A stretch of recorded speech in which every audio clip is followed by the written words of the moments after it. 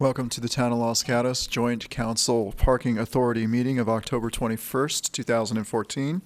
At this time, I'd like to ask those in attendance to silence all your communication devices, cell phones, iPads, whatever else you have. Clerk, will you please call the roll? Thank you and good evening. Councilmember Diane McNutt. Here. Councilmember Barbara Spector. Here. Councilmember Joe Przinski. Here. Vice Mayor Marcia Jensen. Here. Mayor and Chair Steve Leonardis. Here. At this time, I'd like to invite one of our young, outstanding students in the community, Claire Kennedy, to please come forward to help lead us in the pledge.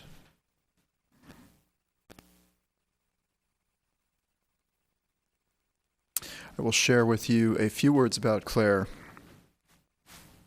Claire is a 7th grader at Fisher Middle School.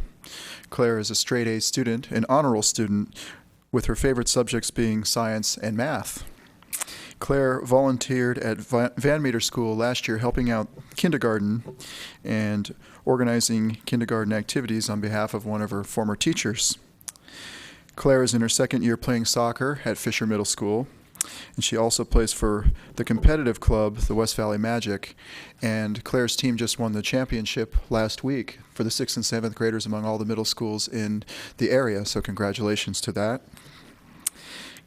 Claire completed her soccer referee certification earlier this year, and she refereed her first game this fall, so she has an occupation as well at school.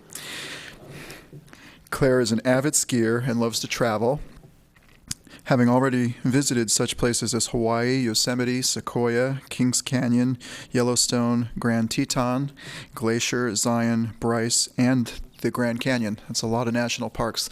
Let's give a big round of applause to Claire Kennedy.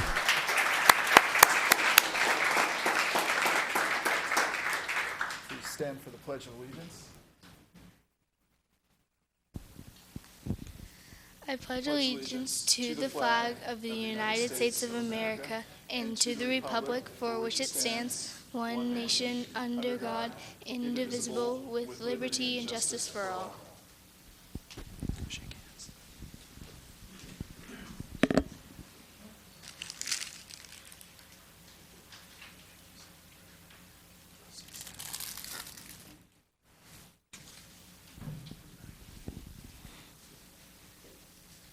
Let's give another round of applause for Claire Kennedy.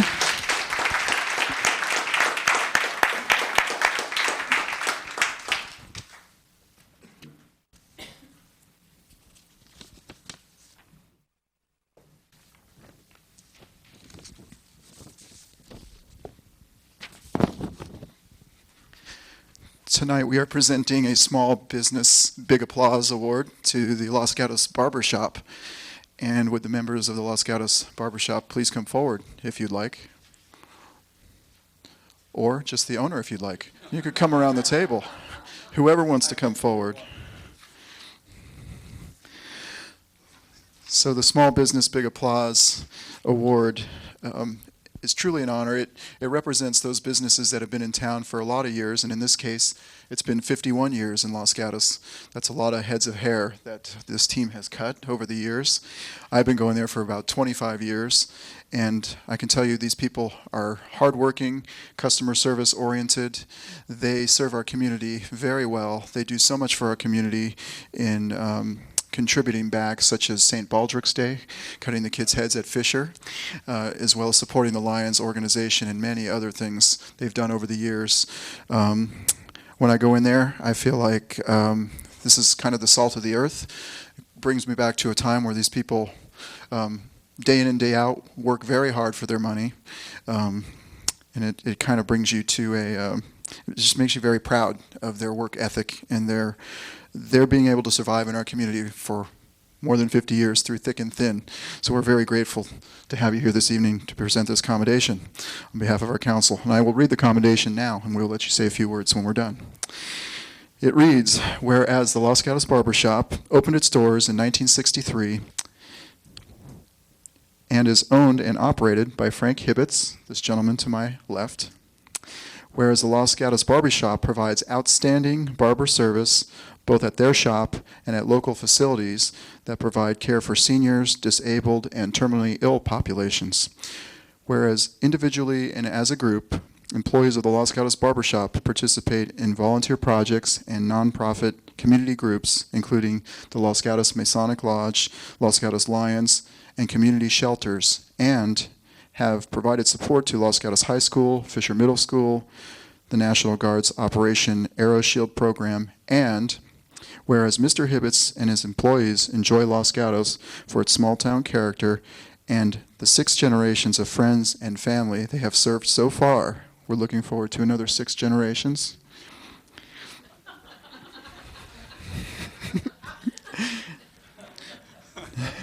Now, therefore, the Town Council of the Town of Los Gatos does hereby render, with special appreciation and commendation to the Los Gatos Barbershop for their 51 years of dedicated service to the Los Gatos community, this commendation.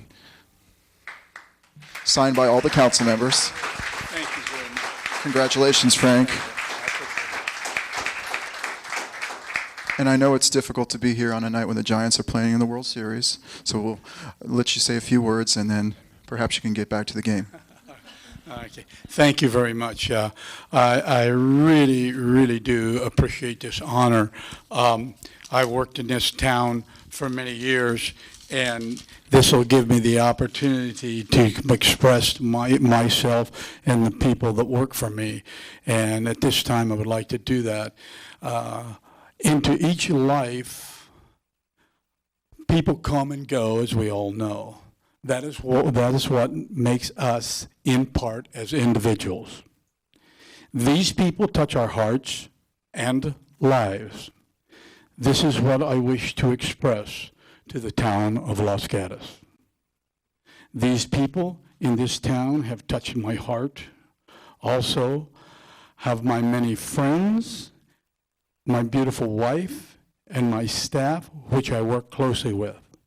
At this time, I would like to introduce my staff, my wife Jan, Larry, who has been with me over 20 years, Tim, who has been with me 8 or 9 years, Arlene, who's been with me about 3 years. All of them in the community are very community-oriented. And I'm proud to say that I work with them. It has been my privilege to serve the people of this town of Los Gatos.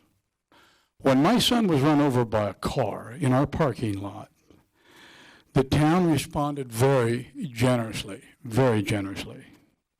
Again, my heart was touched when the people of this town reached out. I've been a barber since 1962.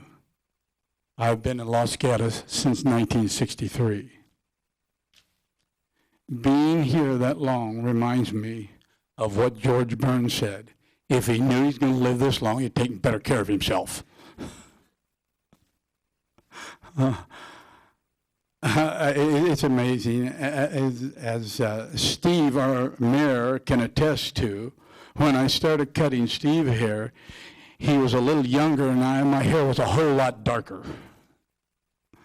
Los Gatos is still a town.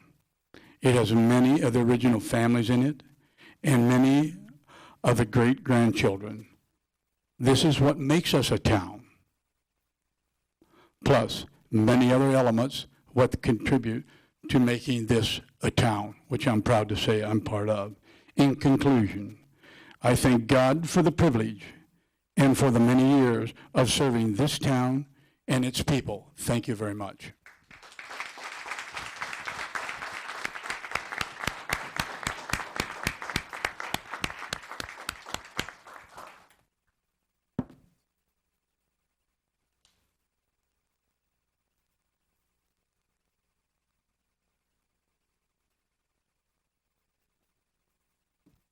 Thank you again for coming in, Frank. And I can attest, Frank is still there cutting hair. He's still giving out the Tootsie Pops.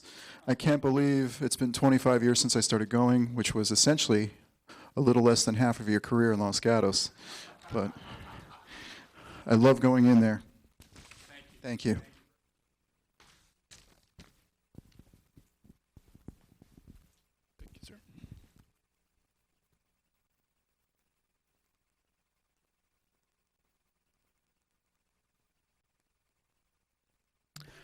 Mr. Attorney, our closed session report. Yes, good evening. Prior to tonight's regular session, Councilman, in closed session on 2 items, existing litigation, the Sagari versus the town of Los Gatos, and the evaluation of the town attorney. As to both these items, no action was taken that requires reporting under the Brown Act. Thank you.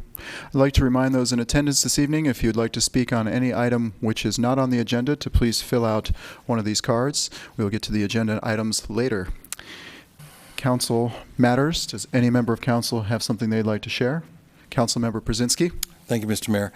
This is a report on those various meetings we've been participating in the last couple of weeks since our council met earlier in the month. On Wednesday, October 8th, I participated in the Metropolitan Transportation Commission meetings in Oakland.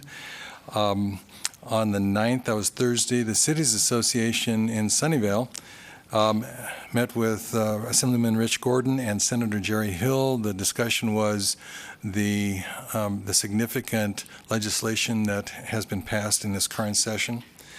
On Tuesday, the 14th, the mayor and I met as the ad hoc Alcohol and Entertainment Committee, and we'll report more on that later on tonight. And then 2 VTA events. On Thursday, the 16th, the congestion management meeting was held, and we discussed Highway 85 and the proposals for conversion of the current HOV lane to an express lane, which is going to allow more capacity on the roadway, which we know we need, but we have rejected the idea of an added additional lane that was reacted to by the West Valley communities, and VTA has responded accordingly that we'll only convert the HOV lane and not add an additional lane.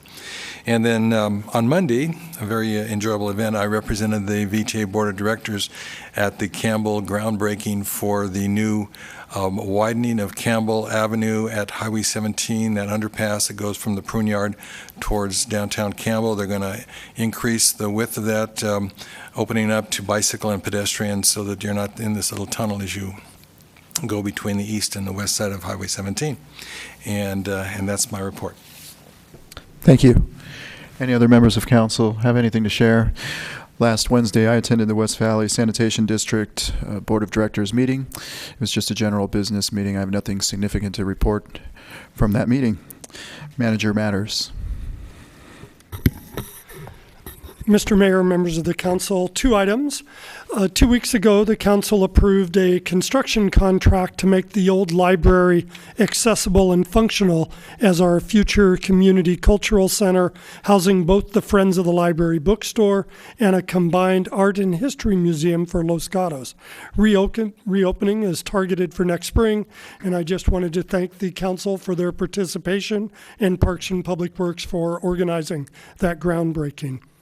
Also, last May, the council approved creation of a new full-time code compliance officer as part of the new budget to better meet the needs and expectations of our community. And I did want to let the council know that the new code compliance officer has started with the town and will be introduced at a future council meeting. That concludes staff report, and it's now my honor to introduce tonight's Did You Know, which will be presented by teen librarian Jen Laredo. Jen?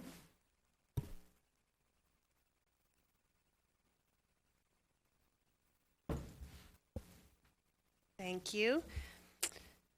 Did you know that over the last several months, adults in Los Gatos have been reading the most popular teen novels in the library collection? More than that, they've been enjoying the books that they read. It's a program we call Reverse Required Reading, where local teens nominate an adult in their lives and recommend a teen book for them to read. Reading a book chosen by a teen is a great way to show that you value literature, that you're interested in the things that teens find interesting, and that you think the library is cool. Over the summer, the library staff asked a core group of community members to help us launch our program. Town officials read for us, some of the football coaches, the library board, and several local teachers.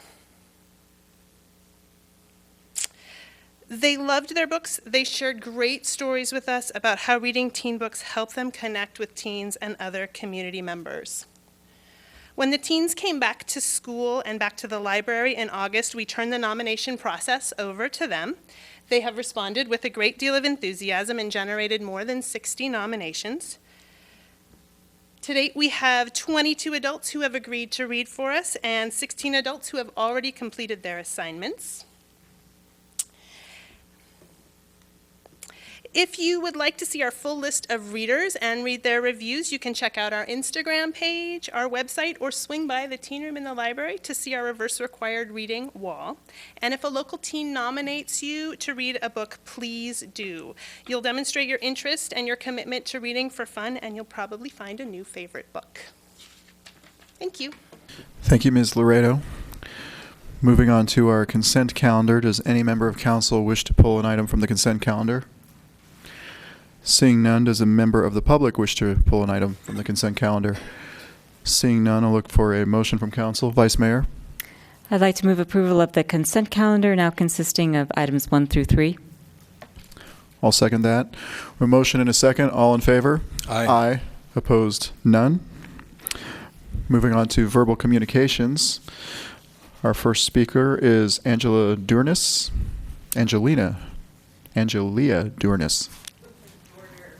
Dorner.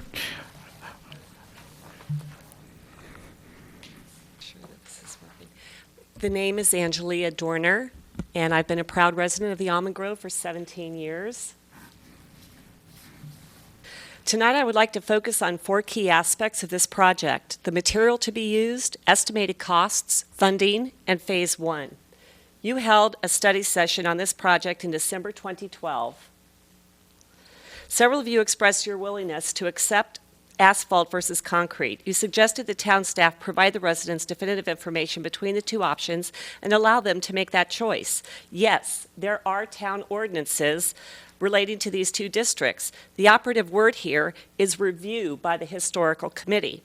I have not found anything regarding this decision in council or committee records since the 2012 session. I can only surmise that the residents have not been given that choice yet.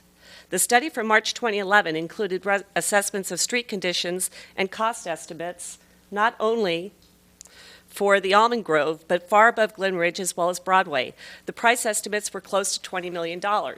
Town staff was very pleased to announce that all asphalt streets were completed for $900,000 versus $6.8 million.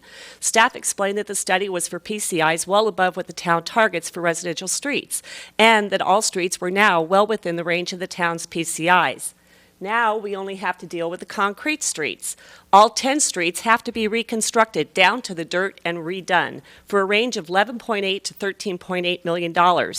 Since amounts for curbs, gutters, sidewalks, and demolition have to be the same, the $2 million differential can only relate to the paving material. Now, remembering the PCIs used in the study, what is the more likely amount cost estimate for asphalt at the level the town uses for residential streets? All I know is it has to be larger than the $2 million spread that is currently shown. And what about the $24 million maintenance costs? Staff estimated that number was more likely less than $10 million. Let's go a step further. The useful life of any town street is 20 years. Changing these estimates to be comparable to the rest of the town streets results in something a little bit more real and understandable. And that $2 million for concrete streets, staff termed concrete streets unforgiving. There's no way to repair concrete over the years. Cracks, trenching, or underground utility repairs will simply stay the same. More importantly, what are the cost differentials for any resident who wants or needs to do anything with their utilities where they have to pay to redo those streets? My biggest concern, as is yours, is funding. We only have $4 million right now to do this project. There is no additional money identified yet, and the project will likely span over the next 5 to 10 more years. The study included $1.8 million construction contingencies, as well as $2 million for design and other amounts to consultants. Phase 1 is supposed to start in May, including both Bachman and Broadway. Do Broadway first. Let's learn from our experiences there and reduce the remaining cost and timing with real-time knowledge. Thank you, Ms. Dorner. Is there any questions from staff or comments from town manager for the speaker? Mr. Mayor, members of the council, I would notice that there is an Almond Grove neighborhood street rehabilitation neighborhood meeting scheduled for next Tuesday, October 28th here in the council chambers at 6 p.m. We will be presenting both the current conceptual design and as well, due to requests from the community, an explicit discussion regarding pavement material choice, be it concrete or asphalt. So that study session is next Tuesday, 6 p.m. here in the council chambers. Thank you, Mr. Manager. Today, I have not received a notice to that meeting, and I will do my best to make sure the residents in the Alden Road know about that sooner rather than later. Thank you. All right, thank you. Councilmember Spector. Thank you, Mr. Mayor. Following up on that, did the town send a notice, and if so, when and where? I would look to the director for an explanation of the distribution. Matt Morley, Director of Parks and Public Works. Yes, the notice went out last week, and the residents should be receiving it at any time. Thank you. All right, thank you. Next speaker is DJ Akers.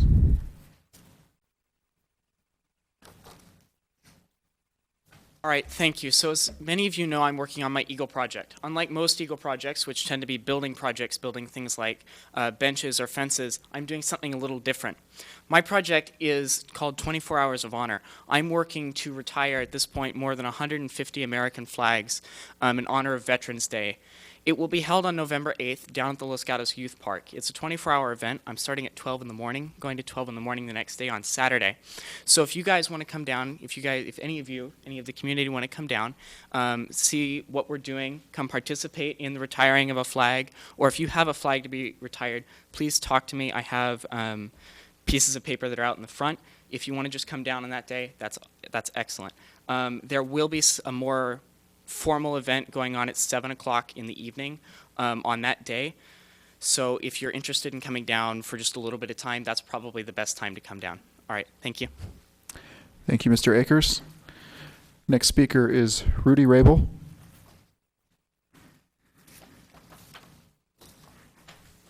Good evening, and thank you for your time. As you may recall, my name is Rudy Rabel with Jersey Mike Subs, and we're in the process of securing a CUP with the town, although I may be remembered a little bit better as the sandwich guy.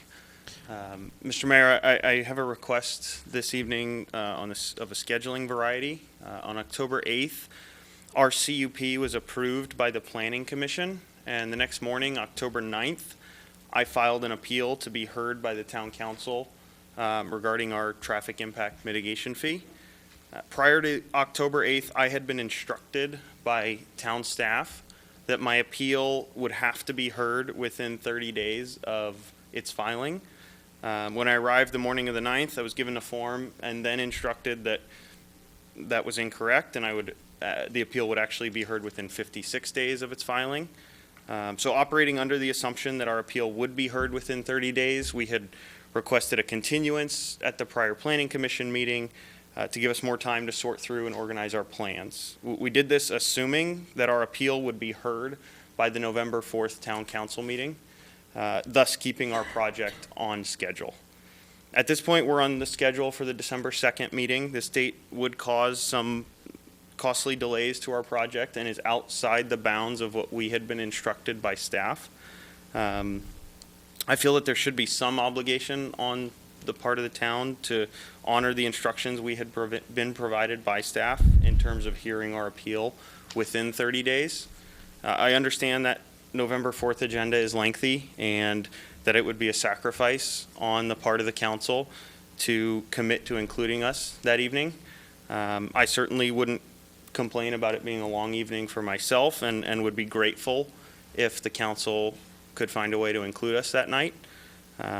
So I hope you respect the fact that we're making decisions based on the direction that we receive and the guidance that we receive from staff, and as a result would request that you place our appeal on that November 4th Town Council meeting if there's any way you can accommodate that. So thank you. Thank you, Mr. Rabel. I think that we already have it scheduled for the 4th, or tentatively scheduled. It was tentatively scheduled for the 4th, and we can revisit that if it's the mayor's request. I'm not sure if we need to publish that notice or not. Our publication deadlines might be the driver on this, but in terms of a mailed notice, we can certainly meet the mail notice requirements. Okay. Mr. Rabel, I will be formalizing the agenda tomorrow with the town manager, and we will get in touch with you, but I think we should be able to accommodate you that evening. And I also need to contact you back. I know you sent me an email about a week ago, and I haven't gotten back to you yet, so. It's a busy season for you, so. Thank you. I appreciate that. All right. Thank you for coming in. Thank you. All right, so that's the last card I have under the verbal communications this evening, and we will be moving on to our first hearing, which is the venue, and the we have a staff report. Mr. Matt Morley, or was it the Community Development Director, Laura Pavetti? It'll be the town manager. The town manager. Thank you. So the venue, as it's called, the former teen center, is located at 4 New York Avenue. It comprises roughly 1.7 acres, irregularly shaped, and it is located behind the high school. It is currently zoned for resource conservation, and the general plan designates it as open space. Additional uses are provided on the property with a conditional use permit, such as a teen center, which was previously in existence. The venue has been the name of the teen center. It's approximately 3,720 square feet, including a mezzanine that has served as an apartment as well as an office and a limited kitchen. It opened in 1994, largely built with community contributions and town support. However, the conditional use permit that previously existed on that parcel has lapsed. Here is a map of the property, and you can see the venue building outlined in white with the red arrow near the center of the map. The town's property actually extends from just up to the left near the freeway back down under the venue, constituting the entire parcel that's numbered 9 right there. So the town parcel goes from there up to there. Parcel 2 immediately to the northeast is water company land that is currently leased to Los Gatos Youth Park. The property immediately to the left of the venue, numbered 7, a triangular shape, is owned in fee title by Los Gatos Youth Park. Just below that, another triangular piece, numbered 6, is owned by the Los Gatos Union High School District. The piece below that and between the town parcel, numbered 8 and highlighted in yellow, is actually Caltrans property. All of the highlighted yellow parcels are where this town owns right-of-way for public street easements over property owned by other property owners. So the Caltrans piece, number 8, is owned by Caltrans, but we have a residual right-of-way easement for Miles Avenue at some point long ago. So that outlines the property. You will see from this map that the town's property is irregularly shaped, extending from the upper middle down to the lower left. Of the property, only the venue has been used in recent history. The back portion behind the venue towards the freeway is actually used most often now by Los Gatos Youth Park as part of its trail system that extends from the water company lands down to the Caltrans property and is used for various scouting activities. The rest of the property that's depicted in this picture is largely high school property. So that provides the property to you. Teen services have been provided since the opening of the venue. A Place for Teens was the 501c3 nonprofit that constructed the venue back in the early 1990s and operated the venue for 20 years under a lease with the town. It closed in June 2012 due to fundraising challenges that largely resulted, I believe, from the Great Recession. Services provided most recently at the venue included after-school programs, weekend dances, a music studio, housing the Safe Rides to School program, occasional snack or lunch service, and a novel leadership program where teens and adults serve jointly on the board of directors overseeing the operation of A Place for Teens. Town support throughout the life of A Place for Teens totaled $200,000, with nearly $190,000 of that coming during the economically challenging years by the council's reallocation of prior skate park funding to support the teen center when they needed additional assistance. Related to teen services was that the teen room at the library opened up shortly before the closure of a place for teens. And as the council is well aware, teen use at the library has exploded with 100 to 200 teens being serviced in the teen area every weekday, which has led to added staffing and programming, as you heard earlier this evening. Prior council direction related to the venue consisted of 3 strategic goals. 2 that are on your current work plan is the sale or lease of town properties to meet other town needs and to address school parking and traffic impacts. A prior strategic goal was to develop a land use plan for parcels behind Los Gatos High School, and the full wording of these strategic goals has been provided in your staff report. Prior discussions have been held at the council's direction with Los Gatos High School as the primary teen-serving institution in the town. As the council's aware, Los Gatos High School is planning a major expansion and is funding that through a bond that was recently approved in June. However, the high school district did notify the council in August that they no longer need the venue for their expansion plans at the high school.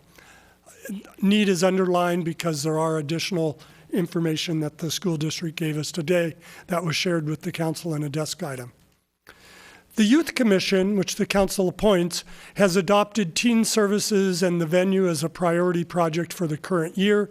They've appointed a 5-member subcommittee that has met twice and is being ably staffed by town librarian Heidi Murphy. They have been researching other teen centers. They held a meeting to learn the history of a place for teens as well as the library teen room, and they have met with other interested parties, including the Recreation Department and the Youth Park. Future efforts identified by the Youth Commission Subcommittee is a survey of teens working with a statistics class at the high school to garner teens' impressions and input on what should be provided at a teen center and what the options are for reuse of the venue. They are also working with the recreation center, the high school, the town, and other interested parties for a potential Monday pilot program at a multi-purpose facility such as the Arc to see what teen services might actually be effective if they were to be provided on a pilot basis. So that's the Youth Commission efforts. We have a number of other interested parties that the town is in discussions with. As previously mentioned, we've been in discussion with the high school and high school district, and as reflected in your desk item today, they do share interests in possible shared use of the property and building. As the council will note on the graphic I provided earlier, there is a large portion of town property south of the venue building, which is adjacent to high school fields and facilities. The district may or may not have an interest in that excess property if it's not used for teen services. They do have ongoing operational concerns given the impacts of the venue, both with the expanded campus, with new classrooms being built right up next to the town property, and existing traffic and parking concerns at the high school. And they are interested in partnering with the town and other organizations for a broader array of teen services at the venue or elsewhere. The Los Gatos Recreation Department, represented this evening by Director Stephen Ma, has previously supported a place for teen operations. It has limited capacity to expand its services now due to other operational improvements that are underway, but they are interested in partnering on a Monday pilot and supporting future operations. Last, Youth Park Inc., which I've mentioned a couple times, is another active nonprofit in our community, as noted in its documents provided to the town as attachment 2 to your staff report. It has historically primarily supported the Boy Scouts, but they have expressed interest in assuming operation of the venue on a go-forward basis. The process outlined in the staff report somewhat mimics what the council used for reuse of the old library space. First, to identify in a primary objective or guiding principle.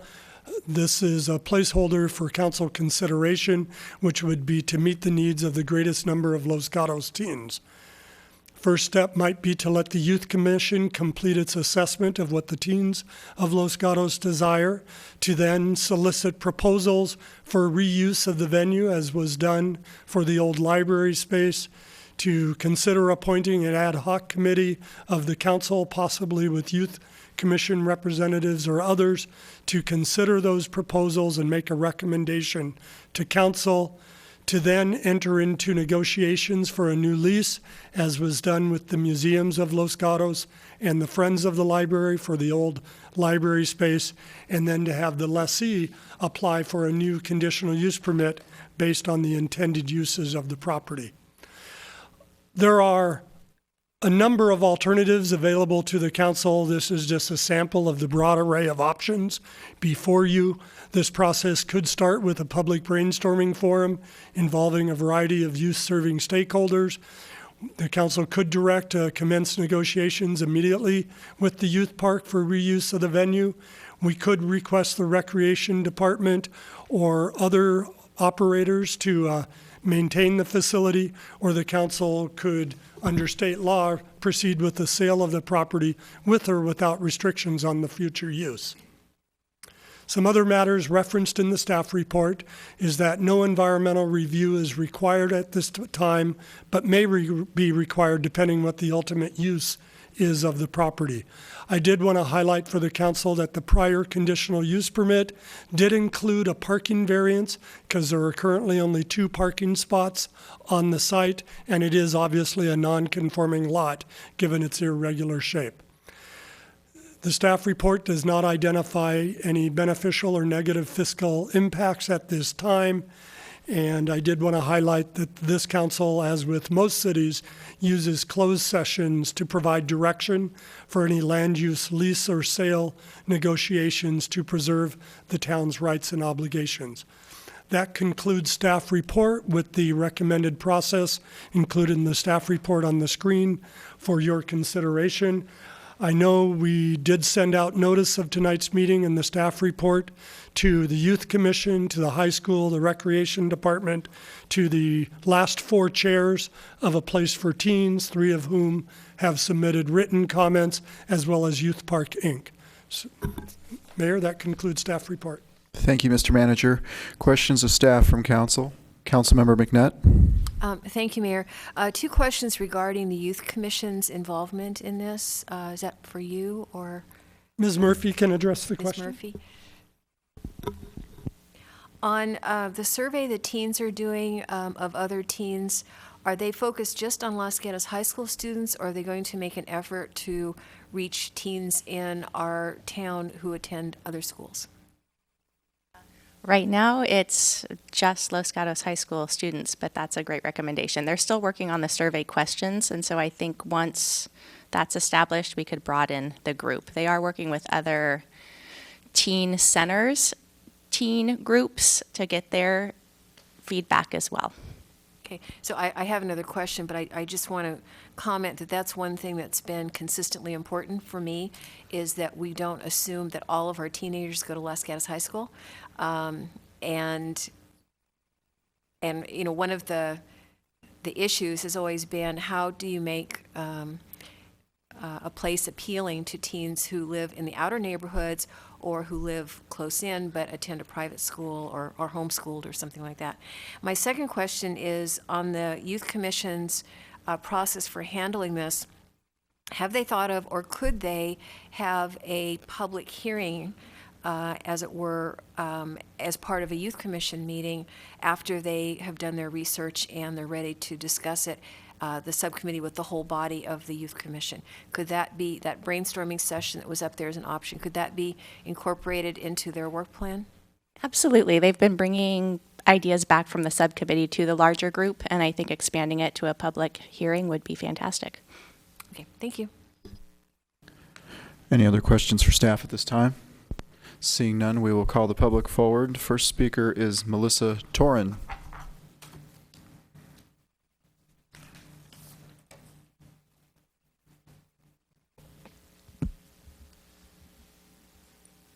Hello, council members. My name is Melissa Torin, and I'm the new station manager at KCAT TV 15. So I'd like you to all put on your creative hats and envision this. This is just imaginary. The Netflix KCAT TV media space for the venue, or perhaps the Google KCAT TV media space, a new state-of-the-art TV station and space that will creatively serve youth, teens, and the community of Los Gatos and Monte Sereno. So hold that image while I tell you why KCAT is the best fit for the venue space. Let's begin with youth and teens. We are located on the high school campus, which has been an amazing way to work with our teens. Here are some of the great programs that we are accomplishing this year. We're currently working with Los Gatos Saratoga Rec Department to develop a TV broadcasting workshop and summer camps. We are also working with the New Tech program and other classes at the high school and developing a movie competition among our teens. We hope to show these movies at the Los Gatos Theater and allow the town to vote for the winner. The high school students are continuing with the News at Noon program. However, we have big plans to make it more exciting and award-winning in our new space. We continually have our high school kids go out and record town council meetings, planning commission, school board, and other types of meetings, as well as companies like Google, who hire KCAT several times per week to cover events and other activities. I would like you to meet Matthew Vitale, a high school senior and KCAT's Young Adult Creative Director. Matthew, would you like to tell us a little bit? The potential for this space to become an open and creative space for youth is immense, and will provide insane opportunity for us to get a head start in the entertainment industry as a whole. It allows students to come together, be creative, and overall just collaborate creatively and give opportunities that will be unprecedented for a town of this size. Good. Now let's see what KCAT does for the community. Our plans include providing a modern boardroom space where our local nonprofits, like CASA, for example, could have their board meetings. We could even offer Safe Rides, a place to operate their program back at the venue. The community at large will be encouraged to provide content for KCAT with our new facility. We will have more space and technology to create all kinds of quality shows. I will move forward to funding opportunities. As I mentioned before, the Lucky Corporation, Netflix, or whoever I'm going to target, could name the venue and be a leading gift in addition to other rooms we plan to have naming opportunities inside the building. As you can see, this is a very exciting time for KCAT. However, the building we are currently in is not conducive to the future growth of our station. The studio, for example, will only hold a small amount of kids at the time. We are bursting at the seams, and please consider our ask for the venue. Thank you. I have a question for you. How much space would you require? The building's about 3,700 square feet. You want all of you would? Okay. Thank you. Thank you. We have another question for you. This isn't a question, this is a suggestion. This is a town-owned facility, and we have really interesting restrictions on naming rights on town-owned facilities, so you might want to meet with staff before you go too far getting your hopes set on naming the building. Okay. Thank you. Mr. Mayor, staff will follow up with all speakers and interested parties to provide the solicitation and naming policy just referenced by the council member. Thank you, Mr. Manager, and thank you for coming in. The next speaker is Phil Knopf.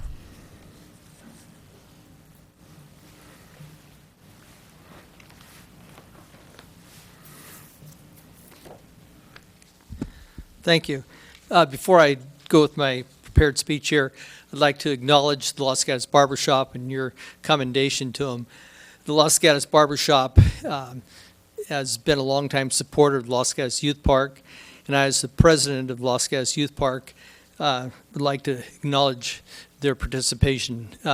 Every year we sell a coupon book as a fundraiser, and they provide a coupon in there for discount haircuts and have for a long time. And we certainly appreciate their effort for the community. So, Mr. Mayor, members of the council, I was here a couple months ago urging the council not to sell the property at 4 New York Avenue. I'm happy to see there's now an effort being made to use this building and maintain it for the youth of the community as intended by those who developed the facility. The Los Gatos Youth Park and the Boy Scouts are still interested in forming a long-term arrangement to use the building. Recently, I attended a meeting with the Los Gatos Youth Commission, representatives of the Los Gatos Saratoga Recreation Department, the community members, and some town staff with regard to the possible use of the New York building. I was quite impressed by the members of the Youth Commission and their vision for the facility. And it's really an outstanding group of young people, and I was really impressed with them. I think that, with the efforts of the Youth Commission and other people in the community, that there'll be a viable use come up with the venue and be made use of. Thank you for your efforts in helping to keep this asset for the intended purpose. Thank you. Thank you. Next speaker is Chris Miller.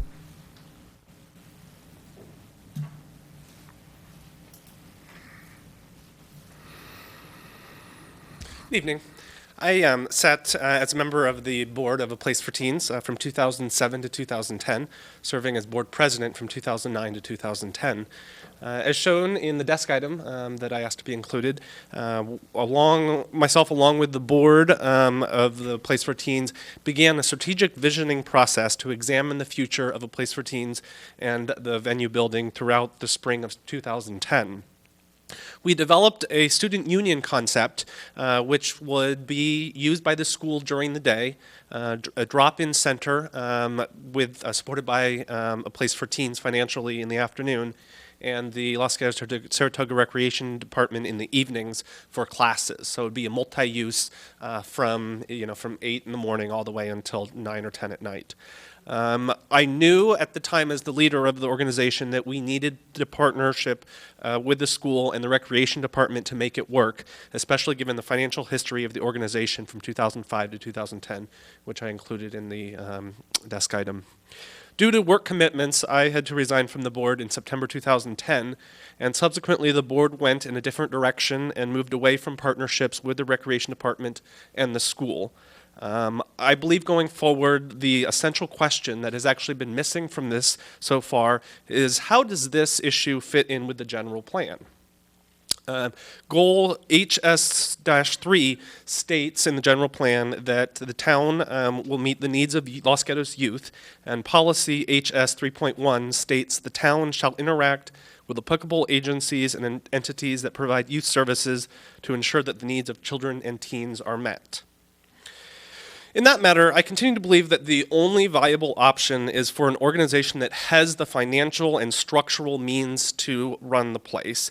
In my humble opinion, that is something like the Saratoga Recreation Department or the YMCA. I was actually involved in Gilroy with some discussions when I was a teacher down there and talking about a branch, YMCA in Gilroy out of Morgan Hill, and those discussions actually continue to this day. I think that other organizations in the youth park, I actually served on the Los Gatos Youth Park for 5 years. That's a great organization.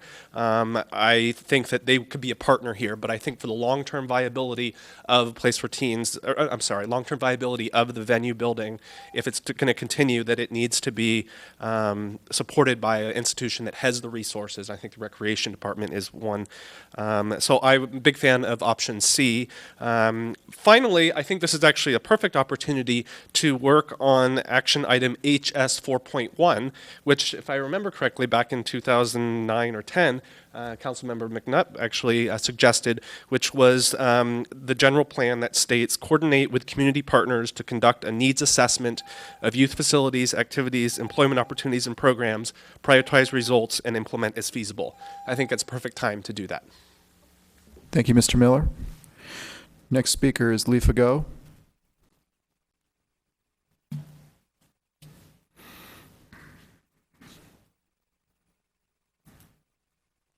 Good evening, Mr. Mayor and council members. I was on the board for 13 years for A Place for Teens, the venue. And some of you may know it as the Outhouse, which was the original name of that facility. I had a prepared presentation, but in fact, instead, what I'd rather do is just endorse the previous two speakers, their proposals, their comments, their perspective on going forward with this absolutely novel and unique resource that's been developed in the town by the community itself.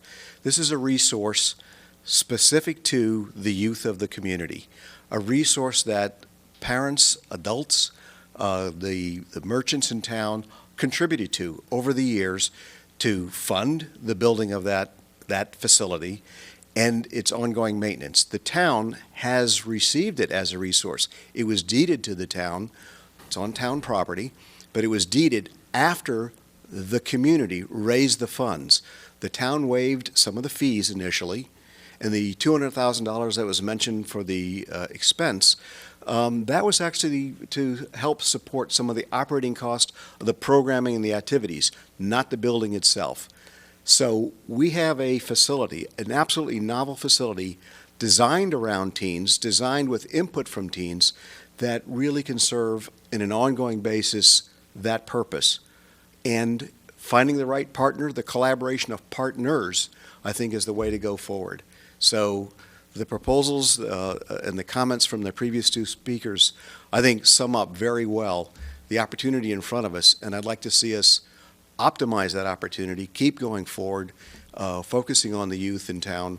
And I, too, attended that same meeting where the Youth Commission members were present, and also was very, very impressed, encouraged and enheartened to see how this next generation coming along is going to sustain a facility, an organization like the venue for themselves and for the teens to come behind them. This is an absolutely novel resource that we should not squander. Let's keep it purposed directly to serve the youth of our community. Thank you. Thank you. Next speaker is Wendy Riggs.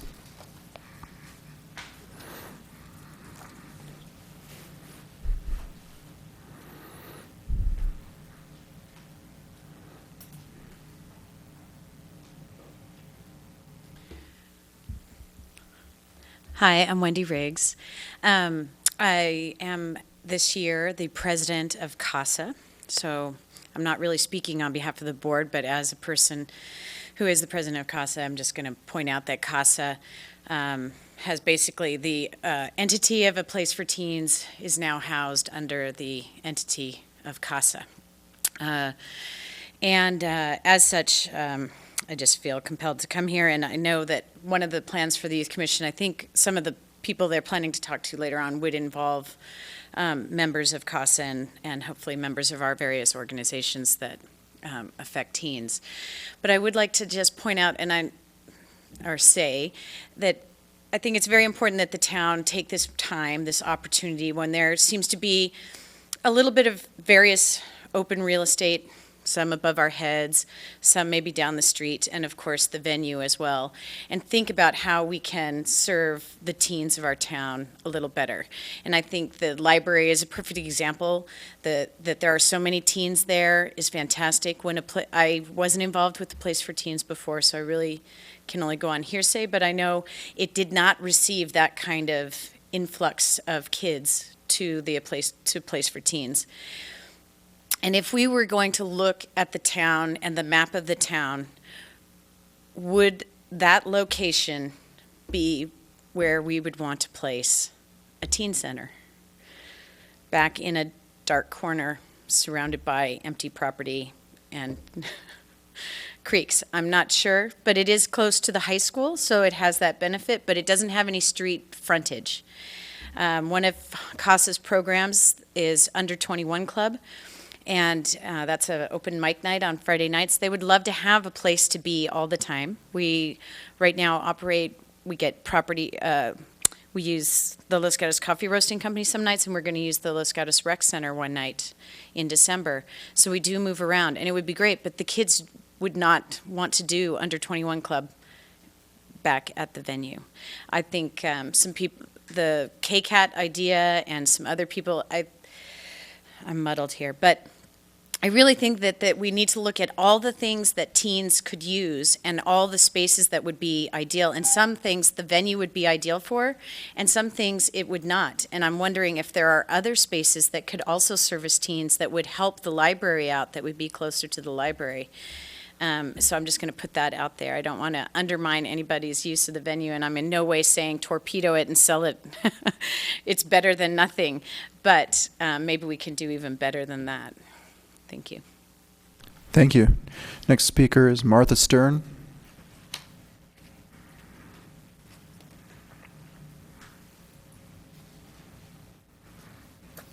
Good evening, members of the Town Council and staff. Regarding the topic of the Place for Teens property, I'd like to reiterate my viewpoint that I stated during the August 19th Town Council meeting. I ask that any notion of further considering the sale of the Place for Teens property be taken off the table long-term. To do so would be short-sighted and not in the best interests of anyone or any organization in the community. I also ask that the property not be regarded as a potential revenue stream for the town with the goal of obtaining an at-market level lease. Given that it was entirely funded by the community as a resource for teens, it must, from an ethical point of view, continue in some capacity to further support the development of youth in this community. In the spirit of Project Cornerstone, the Place for Teens property must be considered a community asset for youth and should be employed as such.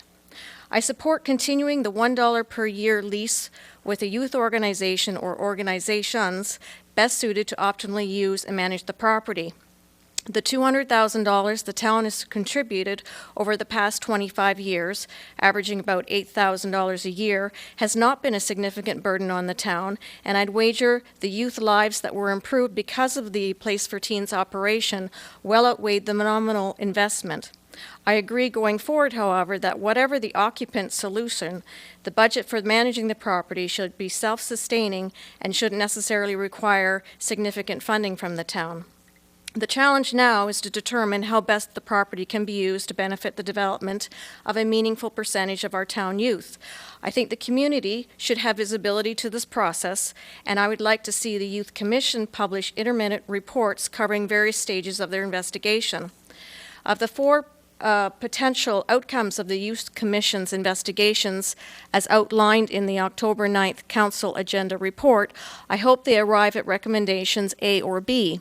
Alternative A would satisfy most of the community that options are being seriously and equally vetted and may very well lead to Alternative B. Alternative B being to negotiate directly with the Youth Park and Boy Scouts. In order to form my own opinion on the best course for the property, I've reached out to a few organizations over the past few months, such as the Scouts, CASA, Project Cornerstone, plus have sought input from another of former venue board members. The only solid proposal I've encountered thus far is the one presented by Marshall Smith and Phil tonight, on behalf of the Youth Park and Scouts. With two local Boy Scout troops nearing 100 years in existence, these organizations clearly have staying power, and the overall Scout mission can be a very positive experience for boys and girls. The organizations have done countless service projects for the town, and the council can be assured that the maintenance requirements of the property will be well covered. In closing, I hope to see a transparent vetting process with the intent to lease the property to one or more youth organizations at a nominal fee, and in the process take serious consideration of the merits and benefits of the Youth Park Scout proposal. Thank you for considering my comments. Thank you, Ms. Stern. Next speaker, Stephen Ma.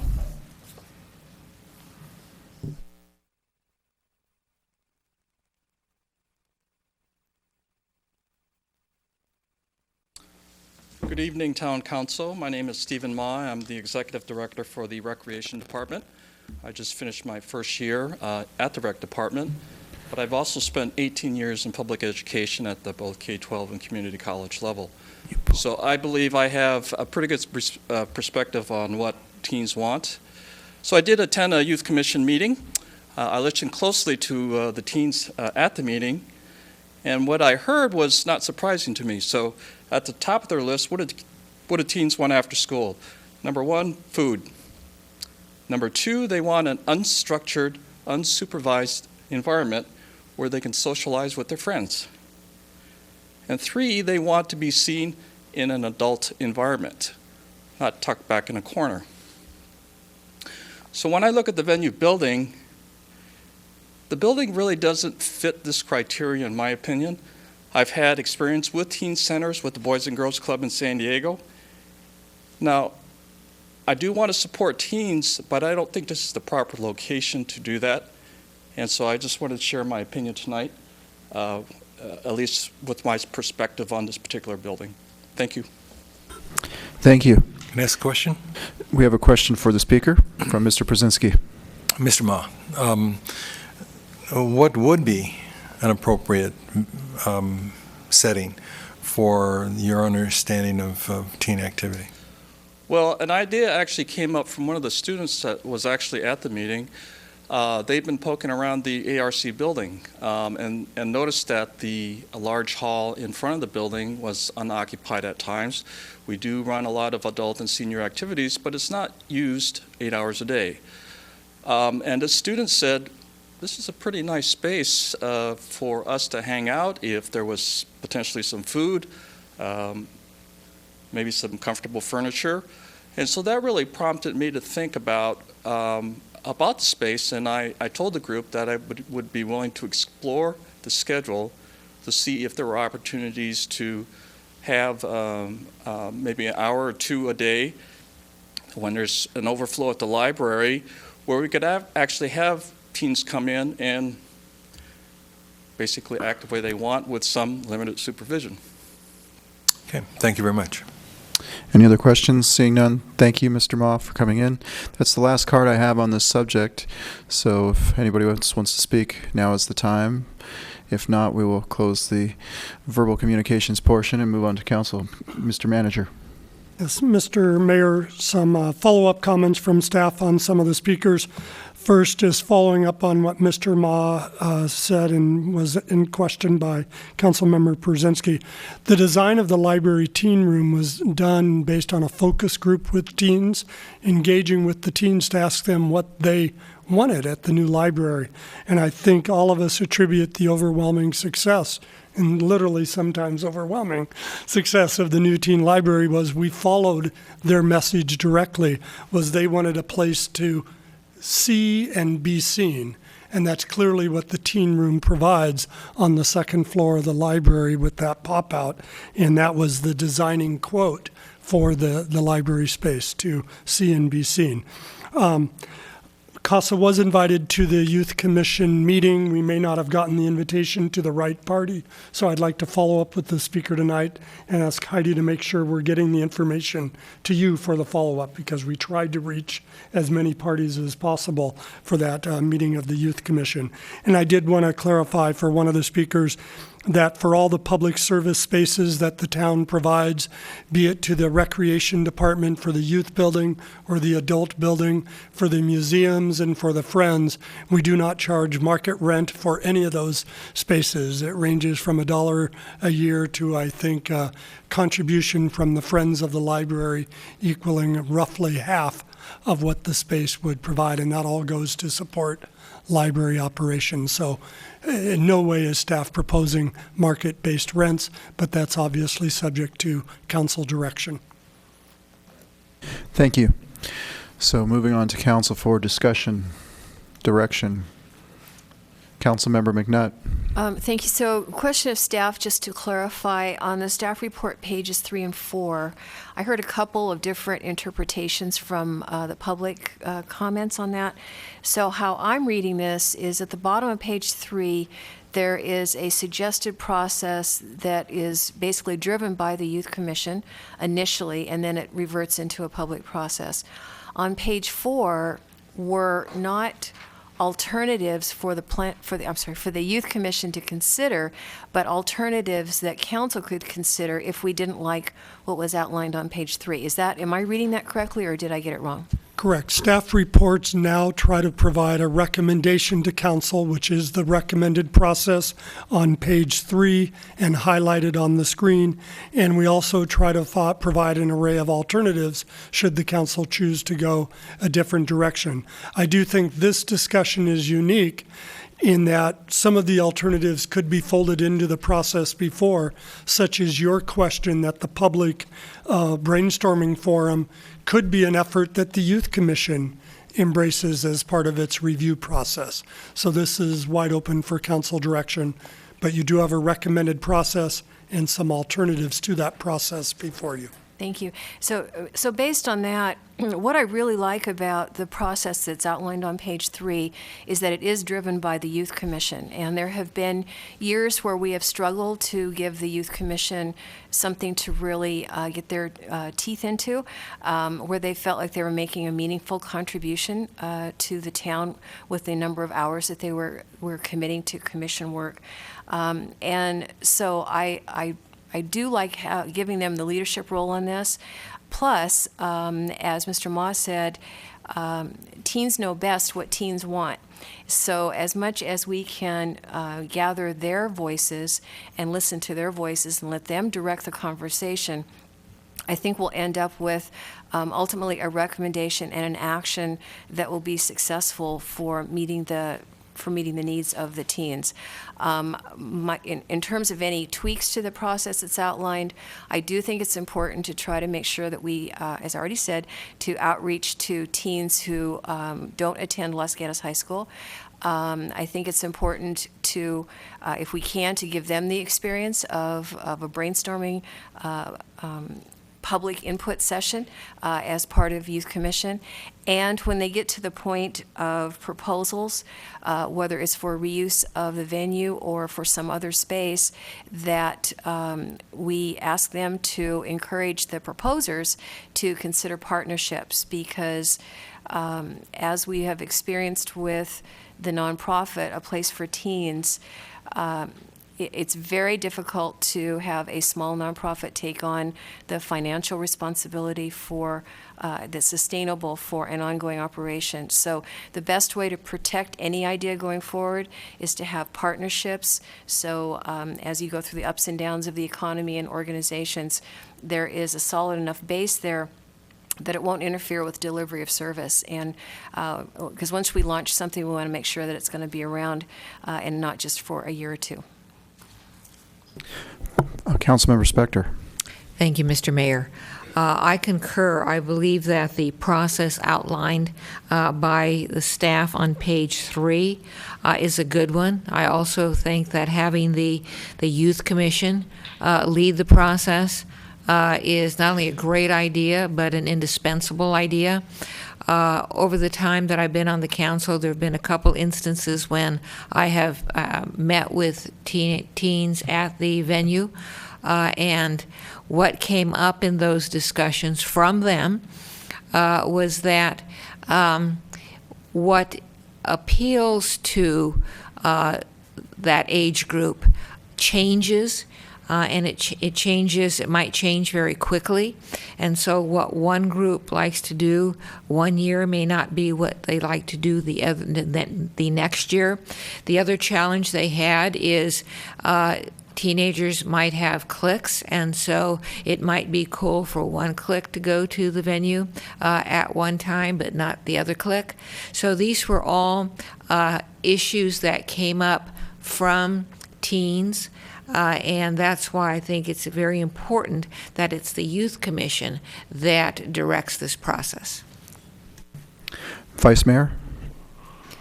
I agree with what I've heard. Just more specifically, I would endorse the Youth Commission going through with their explorations, and in fact, if we're going to convert any of this into a motion, in asking the Youth Commission to hold and conduct its own public hearing where they invite whoever they believe to be appropriate to that the town council doesn't solicit anything until we hear from the that population.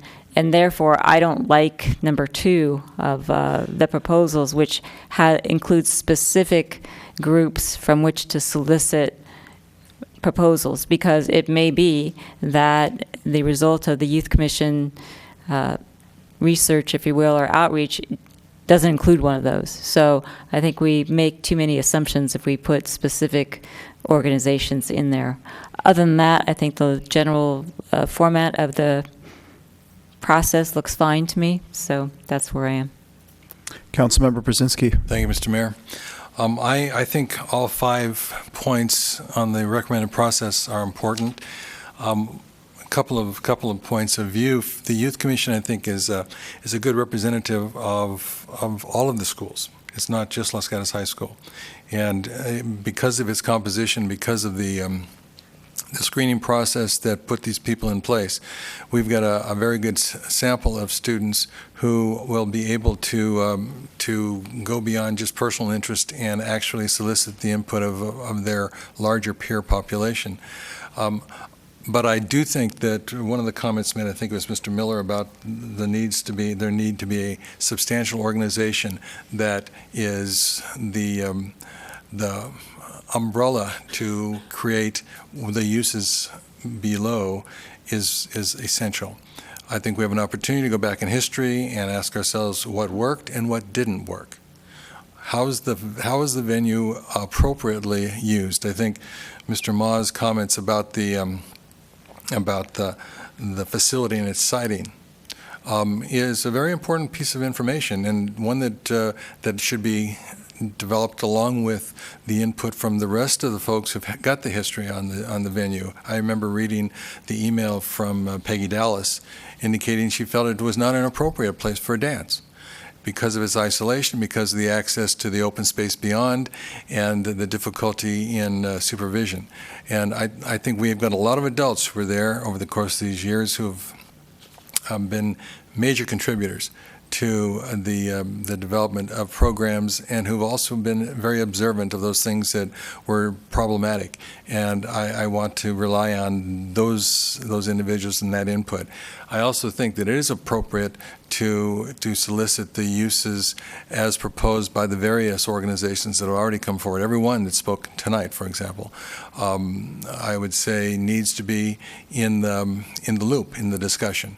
Don't know where we're going to end up, but I do think we have to end up in a really good place, and it's an important thing for us to do, that we start this process as soon as possible, that we include all the major participants, the groups that have been participating up to this point, and those groups that are new to this particular opportunity, and I think that the process will work to get us to a really good place. And so I would recommend that we keep the process as outlined in the staff report on page 3. All right, so time for me to weigh in. It is a very large property. It's 3,700 square feet. I don't know what the normal operating hours are, but assuming 9 to 5, Monday through Friday, or later on weekends perhaps. And it represents a great responsibility for it to be run. And I hear from the speakers, there's several organizations that would be capable of that responsibility. I heard a speaker mention possibly the YMCA. I think we could find partners within our community. I don't think we have to rely on a national organization such as the YMCA. I think the first step involving the Youth Commission would be great, but inviting the stakeholders, as outlined in the process on page 3 of the staff report, would be prudent.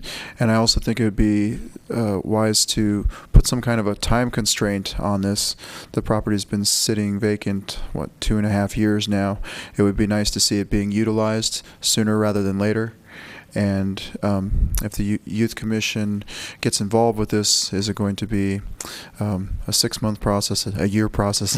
I would like to see it be more moved along and expedited, because I think there's a lot of people out there that could use the property, their organizations, and I think it, if I have to speculate and look into the crystal ball, I think it will be shared among more than one entity. So with that said, Councilmember Spector. Thank you, Mr. Mayor. I need clarification. This concept of having the Youth Commission be the driver, I think is great. But as I look at the process, we're really talking about 2 different issues here. We're looking at teen preferences for a future teen center, and then we're talking about the use of the venue. So my question for staff is the process that's outlined here suggesting that the Youth Commission be the entity examining a future teen center and that the process for the venue be a separate process? Or am I not understanding your 5 points? The recommendation was primarily to get feedback from the council on their preference. I think we believe, and the staff recommendation is predicated on letting the Youth Commission come forward with a statement of what they believe is needed for the youth of Los Gatos, for the teens of Los Gatos, and to conclude their research and bring a statement back, which then could be a driver for the reuse process.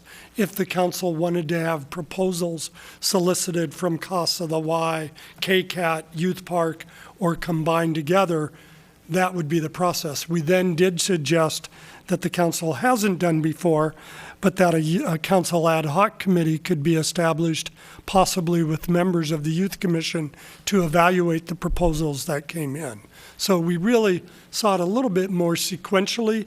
There could be some overlap to the steps, but that the Youth Commission would finish its assessment. There would then be a call for proposals for potential reuse. And the potentially interested parties we had listed in number 2. We did not know KCAT was going to be speaking tonight about a potential use, and we didn't know a former chair of a Place for Teens would be mentioning possibility of partnership with the Y. There are many potentially interested parties, and I think as the Teen Youth Commission does its work, we'll identify more of those. Councilmember Spector. That sounds good. I really feel strongly that I would like the Youth Commission to be the driver, and if this is a timing sequence here, and the Youth Commission does its work, and then it goes on to through to 2 through 5, that would be good. I agree with whomever said it, that there should be, I think it was the mayor, there should be a time frame for the Youth Commission. The Youth Commission is going to change in, let's say, June of 2015, and I really would like them to get their not only their work done, but have the opportunity to do the follow-up work. And so I would be open to council or staff suggestion as to a reasonable deadline for the Youth Commission to complete phase 1 of its work. Vice Mayor. Councilwoman Spector and the response from Mr. Larson raised an interesting question in my mind, given what people have said. So the number 1 on our page 3 says, for everybody out there that doesn't have it, the Youth Commission will identify and present to the Town Council a statement of teen preferences for a future teen center in Los Gatos. Given that some people said that the venue may not be an appropriate place for that, then are we circumventing the Youth Commission to just the venue, or are we saying, tell us what you want in Los Gatos, such that we might decide, not saying that we will, I'm just thinking out loud here, that the funds we could get from selling the venue might be better spent at some location where the teens tell us something is good, or whatever it is. But the first one is a very generalized statement for the teens. What do you want for a teen center in Los Gatos? Now, if we're assuming that that's going to be at the venue, it's an entirely different question. And I don't know where we are. Are we really discussing what can we do with this property? And by the way, teens, tell us if you're interested in it. And if you are, what would you like? Or are we doing something different? Because then my comments regarding who gets to make a proposal are entirely different, because the teens may come back not wanting any of the people that are interested in reusing it. So where do we see ourselves going here? I think we're waiting to hear from the teens, and I would not want to presume what their outcome will be. Their discussions to date have been all-encompassing, and Ms. Murphy can give you more detail on that. I did have a side conversation. We think setting a target or a deadline would be good for the Youth Commission to possibly report back to the council by February on that phase 1 assessment. Just that will motivate them, and it will keep the process moving. And we may get feedback at that time regarding the venue and alternative location and strategies, to answer your question, Vice Mayor. Councilmember Brzezinski. I think the question raises a really good question. But the way I read process number one, the Youth Commission can identify and present to the council a statement of teen preferences for a future teen center, not necessarily the venue. That the venue is a facility, but the Youth Commission has extraordinary adult advisement through the police department and have been very responsible in the way they've analyzed the needs of their peers. They could theoretically come back to us and say a teen center is really a restaurant somewhere in the downtown that's open to kids coming in after school to have a bite to eat and something to drink and to hang out and have conversation. That could be the 18 center they're proposing. They could also propose that any of the cabana clubs that exist around the various neighborhoods could be satellite teen centers focused on the neighborhood that those students live in. I don't want to restrict what the potential outcome could be of what the teens will give us advice on. I think what we need to do is be very open to the input that we might get, and then at that point in time have a better idea of how the venue is appropriately used. And there may be some uses that are out there that we haven't even thought of, and that we will have more information on once they've done their job. But I think that the proposal, the 5-step proposal, quite adequately addresses the issues that are necessary for us to come to some conclusion on this. All right. Any further discussion or comments? Councilmember Brzezinski. Mr. Mayor, do we need a motion on this, or is this just information? A motion is always preferred. I do take as the sense of the council to proceed with the objective and process outlined, with focusing on step 1 and a report back to council by February, and on step 2 to not be presumptive about the potential proposals the town may receive. Vice Mayor. So I'll incorporate that into a motion that we follow the process that's outlined on page 3 of our staff report, that the Youth Commission will identify and present to the Town Council a statement of teen preferences for future teen center in Los Gatos, and that if the Commission feels that it's appropriate and would be beneficial to that work, that they hold 1 or more public hearings with respect to that, and that the outreach for those public hearings specifically includes students and residents who do not go to Los Gatos High School, so we include all of the youth in our greater community. That, as with respect to number 2, that the motion be that we solicit proposals for reuse or some or all of the town property at 4 New York Avenue, which we know is the venue, but we say that we are soliciting that from interested parties, whoever they might be, and either based or not based on the input we get in from number 1. With respect to number 3, ad hoc committee, I wouldn't say will be appointed, I would say may be appointed, depending upon whether that's appropriate. And 4 and 5, I would leave as is, and that would be, I would include the deadline as mentioned by Mr. Larson in my motion. Councilmember Brzezinski. I'll second that motion. We have a motion and a second. Any further discussion? All those in favor? Aye. Aye. Opposed? None. It passes unanimously. Thank you. Moving on to item number 5, which is the report from the Council Ad Hoc Committee on Alcohol and Entertainment Policy. And the council will be considering the adoption of a resolution to amend the council policy regulating the consumption and service of alcoholic beverages and adopt a resolution to establish the council policy regulating late night entertainment. And our staff report is being delivered by Laurel Prevedi, our Assistant Town Manager and CDD Director. Thank you very much, Mr. Mayor. The report before you essentially identifies the recommendations of the ad hoc committee, which was staffed by or included Mayor Leonardis and Councilmember Joe Przinsky. So my role here is really to summarize and highlight some of those key findings, but also look forward to the committee members themselves elaborating on any key points or helping in the response to questions. Back in 1990, the Town Council originally adopted a policy regulating the consumption and service of alcoholic beverages. The purpose was to ensure appropriate consumption within the town. Back in 2001, the policy was last updated and identified that entertainment associated with an eating or drinking establishment may be allowed if standards and a permit process are adopted.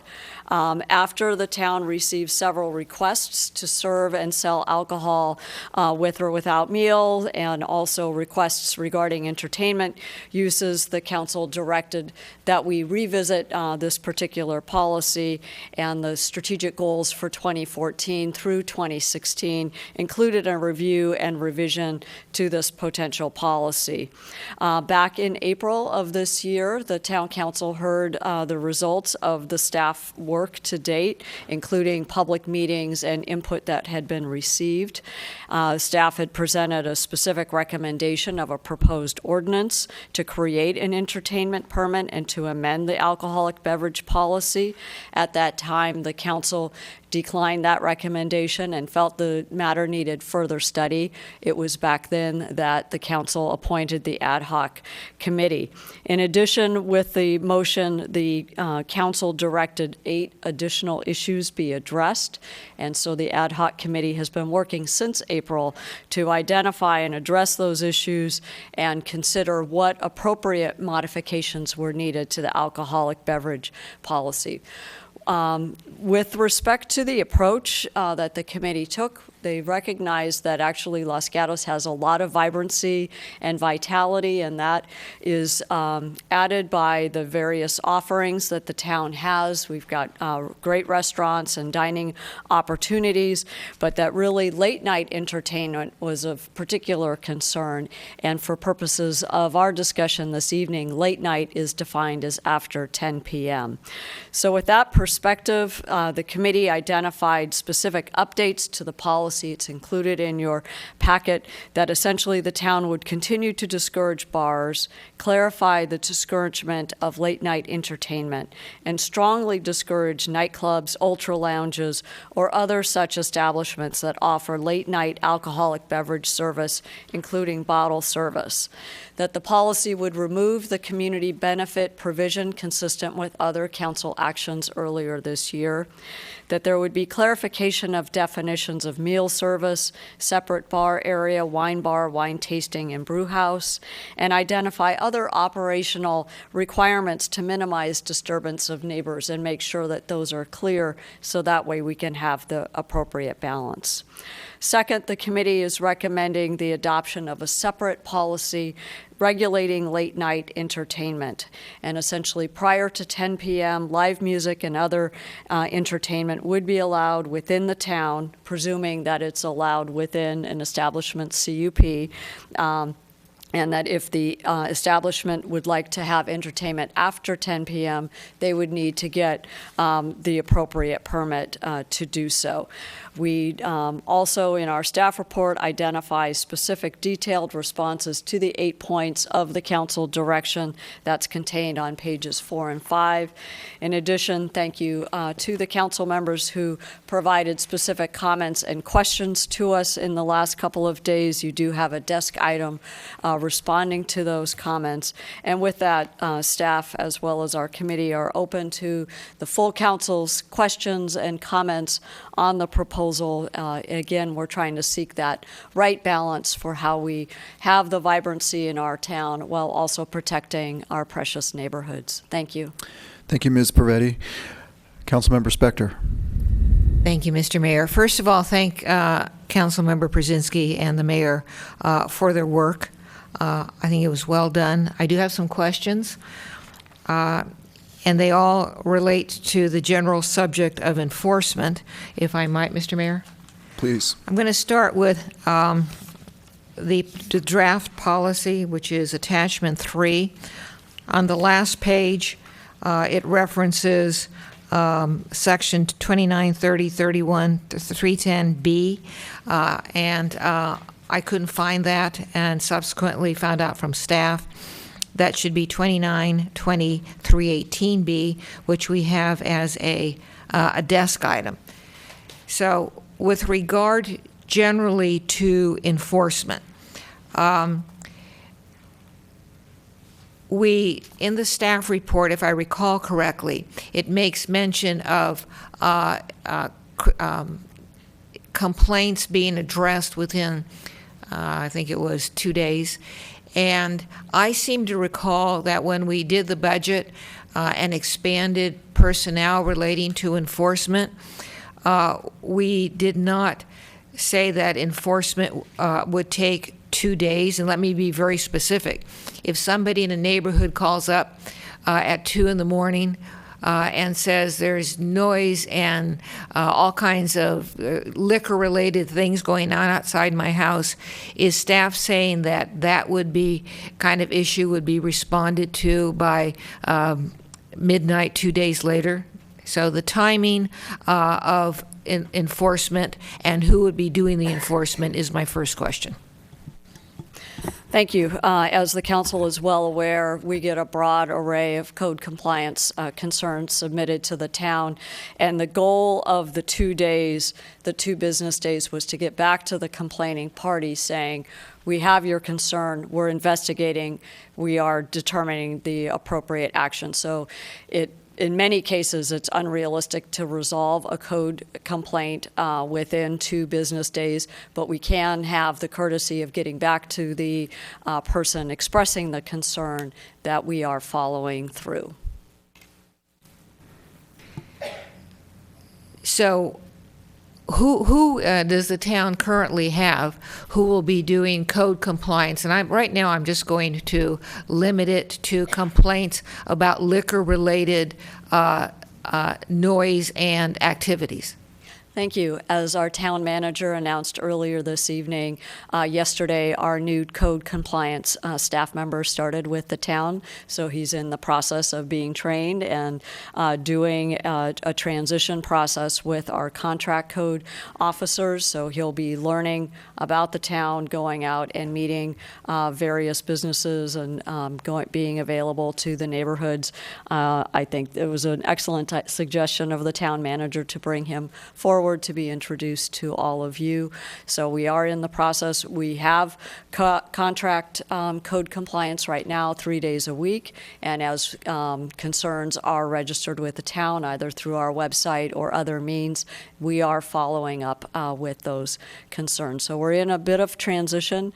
In addition, we are hoping to complete our recruitment process for the the community service officer. This would be in partnership with our police department to handle late night activities. That position has not yet been filled.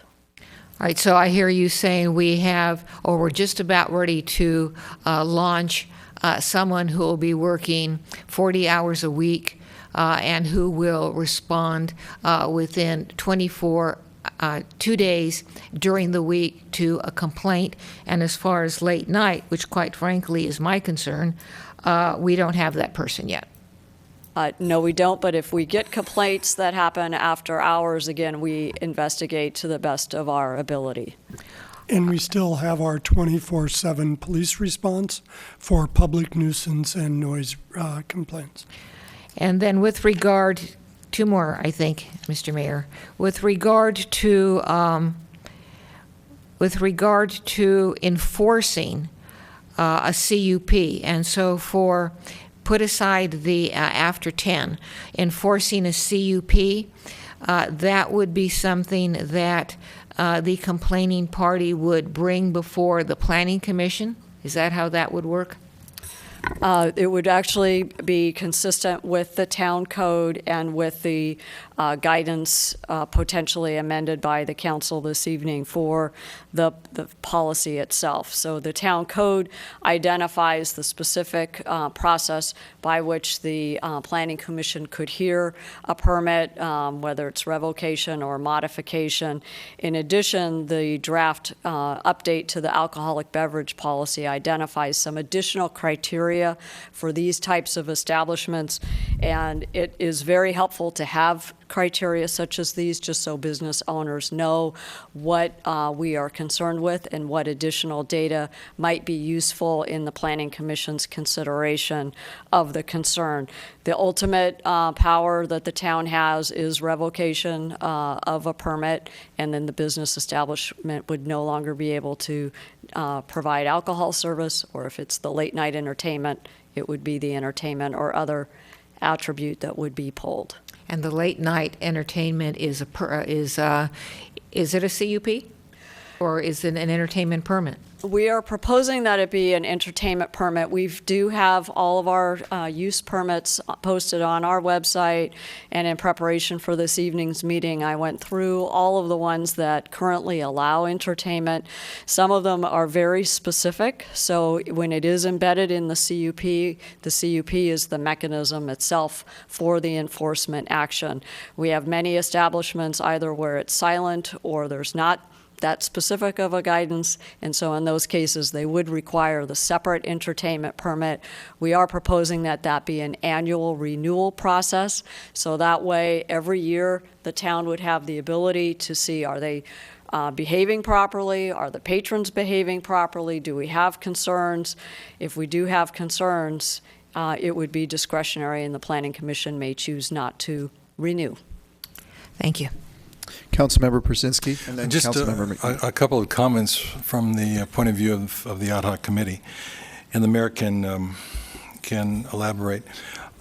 This was written with the assumption that the approval of the community service officers' work in the late hours would be part of the intervention strategy, so that the workup to putting that officer on the street is different than the expectations embedded in the language of these proposals that would assume that after 10 enforcement would be immediate and would be very significant, particularly in the downtown, where we have the highest concentration of potential violation. So that's a given. In addition, the 911 call to PD is obviously in place, and our assumption is that probably both will be used. Both the community service officer and the uniformed officer would be responding to most of those calls anyway. We don't usually send someone out solo. In terms of, therefore, the processing, you'll notice that the desk item includes some more specificity in certain ways in which the Planning Commission can engage in this process. The intention being that we want to focus on those establishments whose conditional use permit already either has prohibition or some explicit language related to the entertainment or alcohol use, and that the audit that has been done by the director is in process of being evaluated so that we can go ahead and alert all of those institutions to their conditional use permit restrictions and allow them to come forward or to remain with the restriction that they've got. Councilmember McNutt. Thank you, Mayor. 3 or 4 questions for staff on just trying to make sure that this proposed document is as clear as possible, since that's the issue we've been having consistently. So looking first at the alcohol policy, attachment 1, page 4, when you start through the specific policy, I guess I thought there would be a clearer definition of what a restaurant with a separate bar is. Since that has come up repeatedly as a confusing point on applications, both at the Planning Commission and at the council level, So is staff 110% confident that the wording that's there now makes that clear and we won't have those problems in the future? The proposal is that a restaurant with a separate bar area shall have the separate bar area as being ancillary and subordinate to the primary purpose of serving food. And that, so it's a very common definition in terms of the primary use is a restaurant. So most of the floor area needs to be for a restaurant, needs to be for seating. It needs to make, if there's a separate bar, then it is purely secondary to the purpose of serving meals. I still think that perhaps there needs to be another sentence or a half sentence that says, at least my understanding, that a restaurant with a separate bar, like a California Cafe, for example, you can go in and have a drink. Period.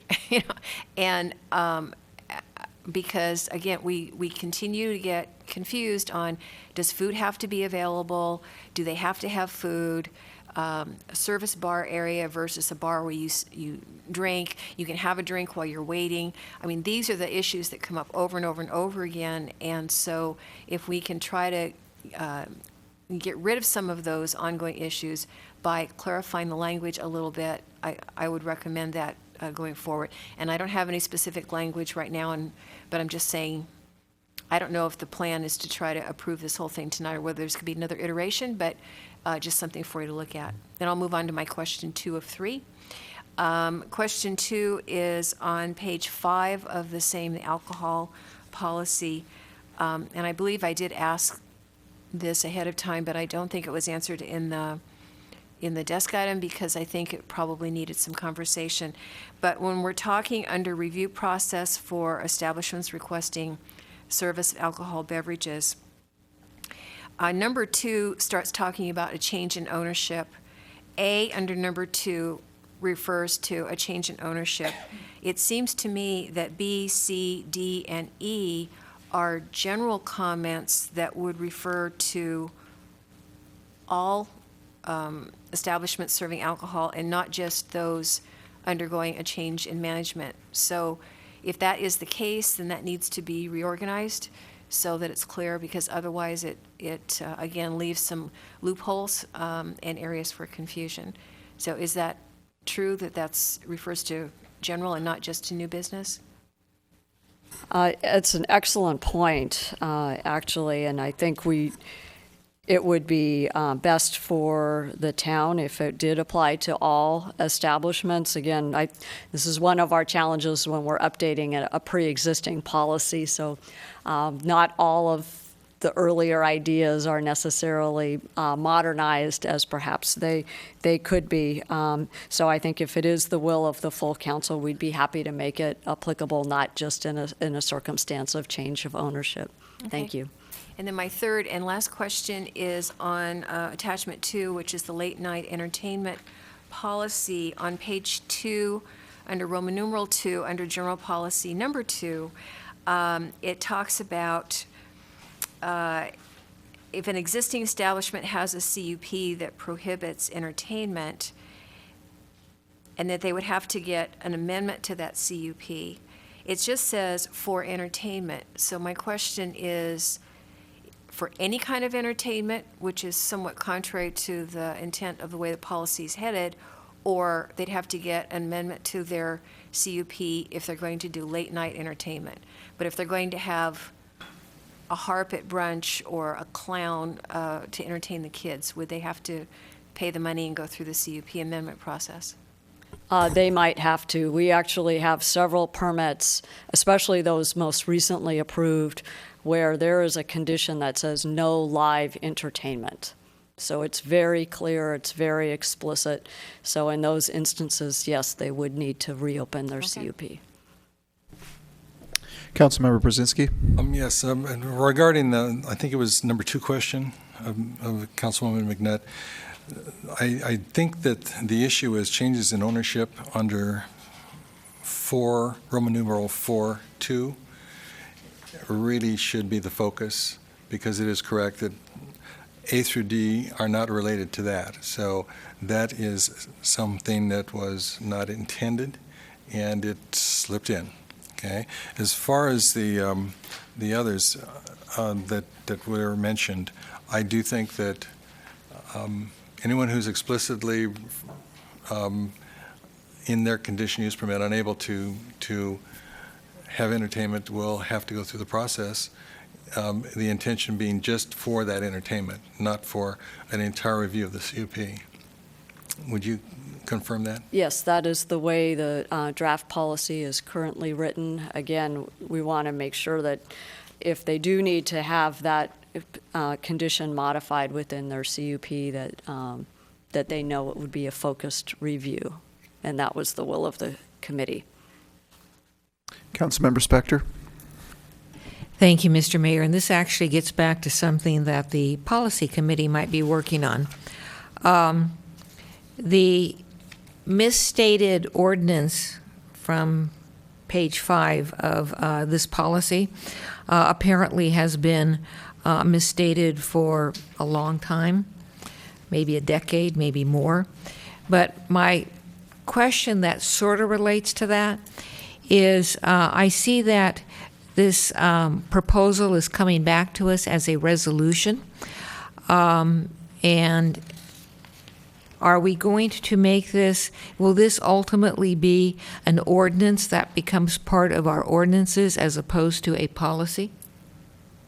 As proposed, it is a resolution adopting these proposals as council policy. And that was done deliberately so that way we would be able to track it rather than needing to hunt and find a resolution. We would be able to find it in our council policy manual. The other option is an ordinance. That's a choice for the council as a whole, but as prepared, it's currently in resolution form. Following up on that, since I, at least, have had a challenge locating town policies and the town doesn't even know where all of them are located. I would just put it out for the staff and the council as to whether or not we wanted this ordinance or resolution to be a policy as opposed to an ordinance. And then secondly, what is the staff's input, if any, as to tying this new policy, ordinance, whatever, to the new nighttime community service, late night community service person? Do we know when we anticipate having that person on board? We have 2 final candidates that are going through the very last part of the process. We're hoping that one of them will be successful and that they will accept the job offer that we hope to be able to provide to them, and therefore hope to get them up and running as soon as possible. One candidate indicated that they might be available fairly soon. As I say, we're still in the recruitment, so certainly before the end of this year. I think as Councilmember Przinski identified, we were looking at the recent budget actions in the context of how we were staffing up. And so recognizing that the whole purpose of the CSO was to address late night activities, whether it be alcohol related or entertainment. So we do need to get that position filled. We've been in conversation with the police department around training and some of the operational elements to make sure that as we hire this person, we'll be able to get them trained and in the town as soon as possible. Thank you. More discussion from council. Seeing none, we will call the speakers forward. I have no cards yet.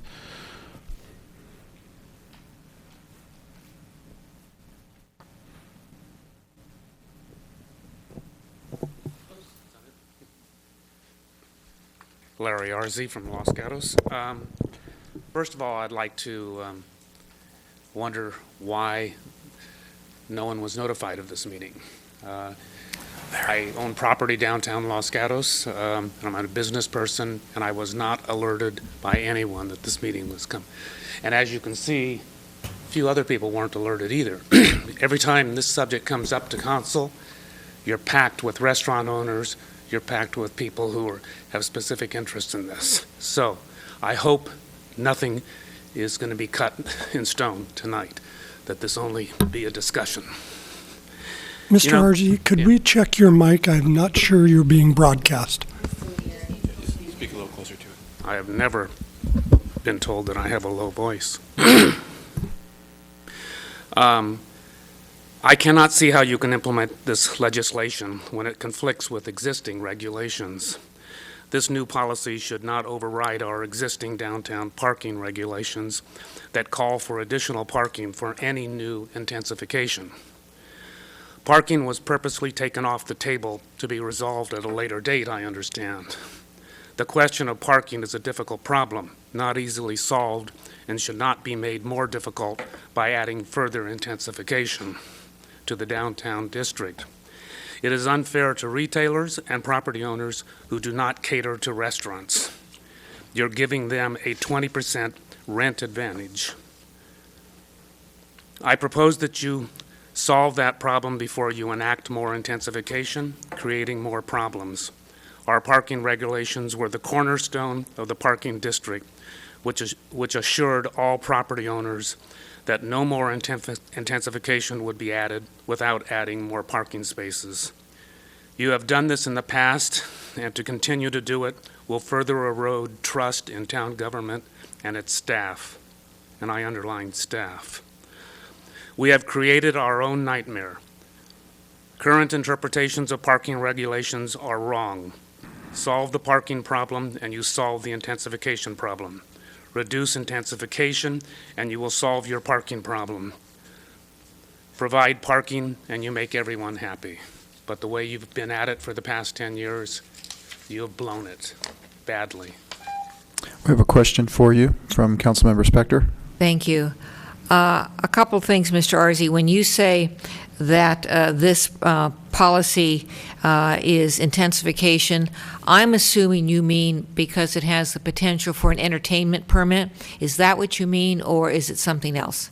That you've hit it on the nose. You're creating a roadway for how to open up noise in Los Gatos. I mean, the first night that this was brought up, I was sitting in the audience. I think Mr. Brzezinski was sitting on this side, and he scratched his head and said, I don't understand this. Why are we even doing this? I'm paraphrasing that, Joe.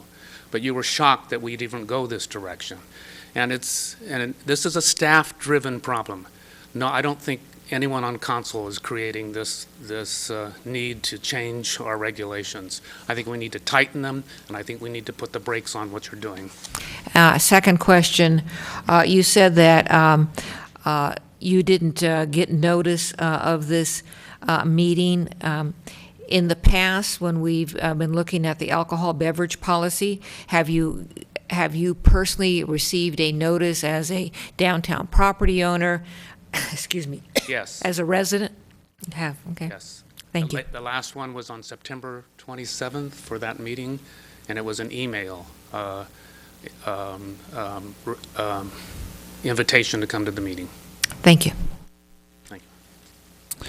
All right, I have no other cards, so we will close the public hearing version of this, and we'll move on to council for more discussion and questions. Vice Mayor. Thank you, Mr. Mayor. So I'd first like to thank Councilmember Brzezinski and the mayor for their work on the ad hoc committee. When we discussed this last, my chief concern and what I thought where we should be going was that the issues that were raised were that the town was not responding adequately to complaints from the neighbors or businesses regarding CUPs that weren't being adequately enforced. This doesn't help us with that, and since we don't have a late night person yet, we're still not addressing that. I have several issues, and back when we discussed this in April, I got out the old alcohol beverage policy, which I've done again, and I look at it, and it's fine. It has 11 o'clock, it has 1 o'clock, it addresses entertainment, it addresses late night, it does talk about restaurants with separate bars, but in my mind, we don't even need that category because it's in a policy that says restaurants, alcoholic beverages may only be served with meals. Number 2, restaurants with separate bars. Alcoholic beverage service is permitted in the dining area only in conjunction with meal service. So it says the same thing. So all we need to do is just make it one thing. I don't see why we need 2 new separate policies that I think are largely redundant. I think they don't add anything to our existing policy. If we change the policy that we have now, we've all forgotten that in 1994 there was an outdoor seating policy that was adopted, which Councilwoman Spector, I also tried to find on the town website, completely unsuccessfully. So we need to consider that. And additionally, on a broader scale, when we considered the North 40, the motion that was adopted by the council included an examination of how regulatory schemes, ordinances, or policies that the town has that affect the downtown may contribute or not contribute to the interaction between the North 40 and the downtown. So it strikes me that if we go forward with something like this tonight, without getting that information we've asked for with respect to the North 40, we're putting the cart before the horse and we're not accomplishing what we need to accomplish.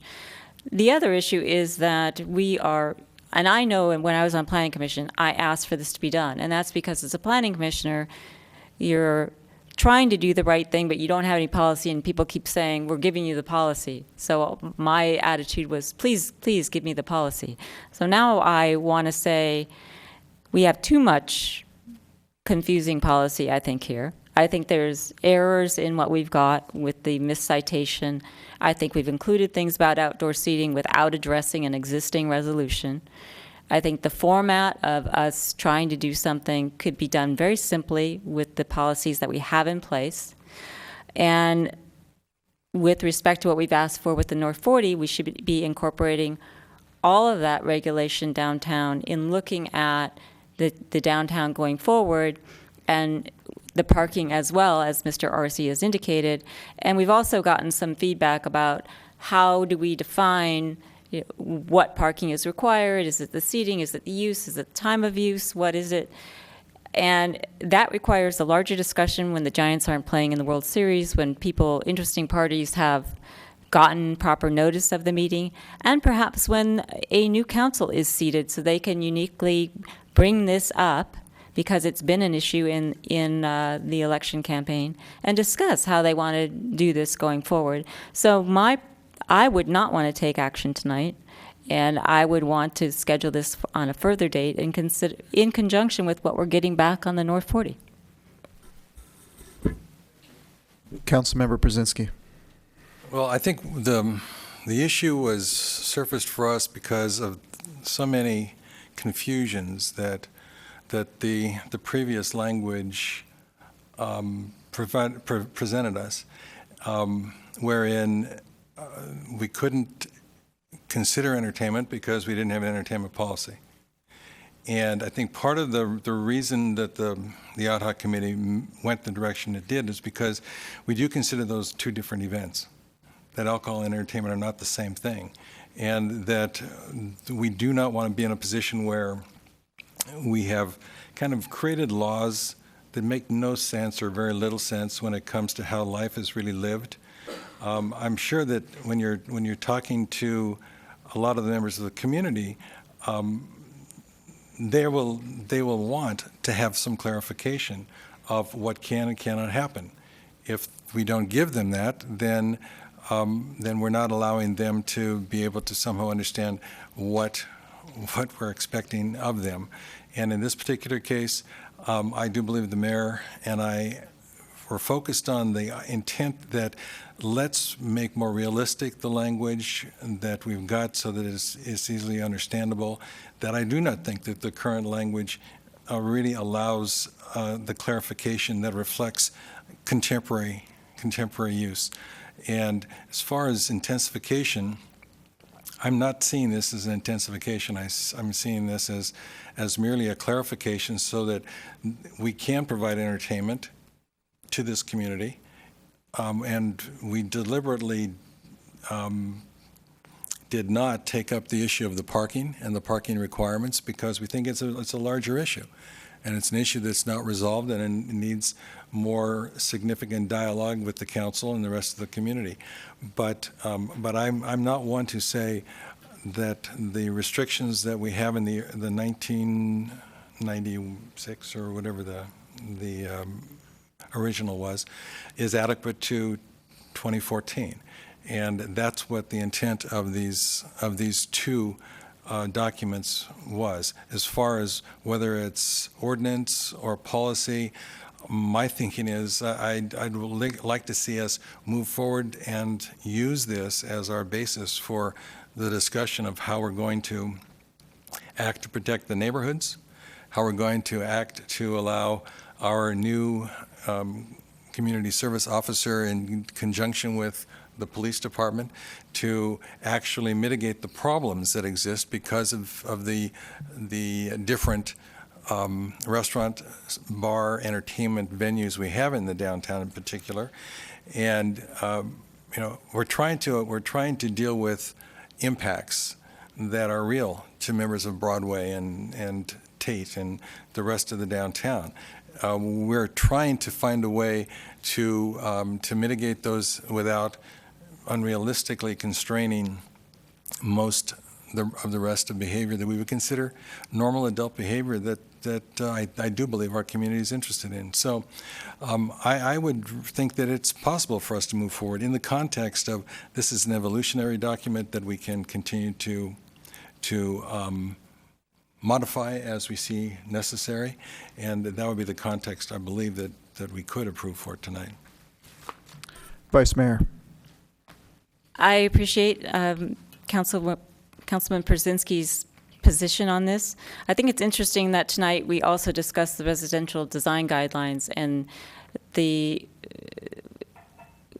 agreed on issue with the council was that little things had been taken out of a large document and then been used to create regulations or had created these confusion in the definitions, etc. But if I look at the document that we have, the 2001 alcoholic beverage policy, it says hours of operation may be regulated based on an establishment's proximity to residential neighborhoods. Okay, so we've told people to consider that. And we've said we're going to consider it a public hearing. I compared the hours in our existing policy with what's proposed. Our proposed policy says 11 o'clock Sunday through Thursday and 1 a.m. Friday and Saturday. That we already have that. We say in our existing policy that the town shall continue to discourage applications for entertainment establishments serving alcoholic beverages. The issue that we would have to tweak says, it goes on to say, entertainment may be allowed if standards in a permit process are adopted. Now, I think that's where the entertainment policy came from. But we could always tweak that to a way without adopting an entire other ordinance. We have the issue of overlapping resolutions and policies.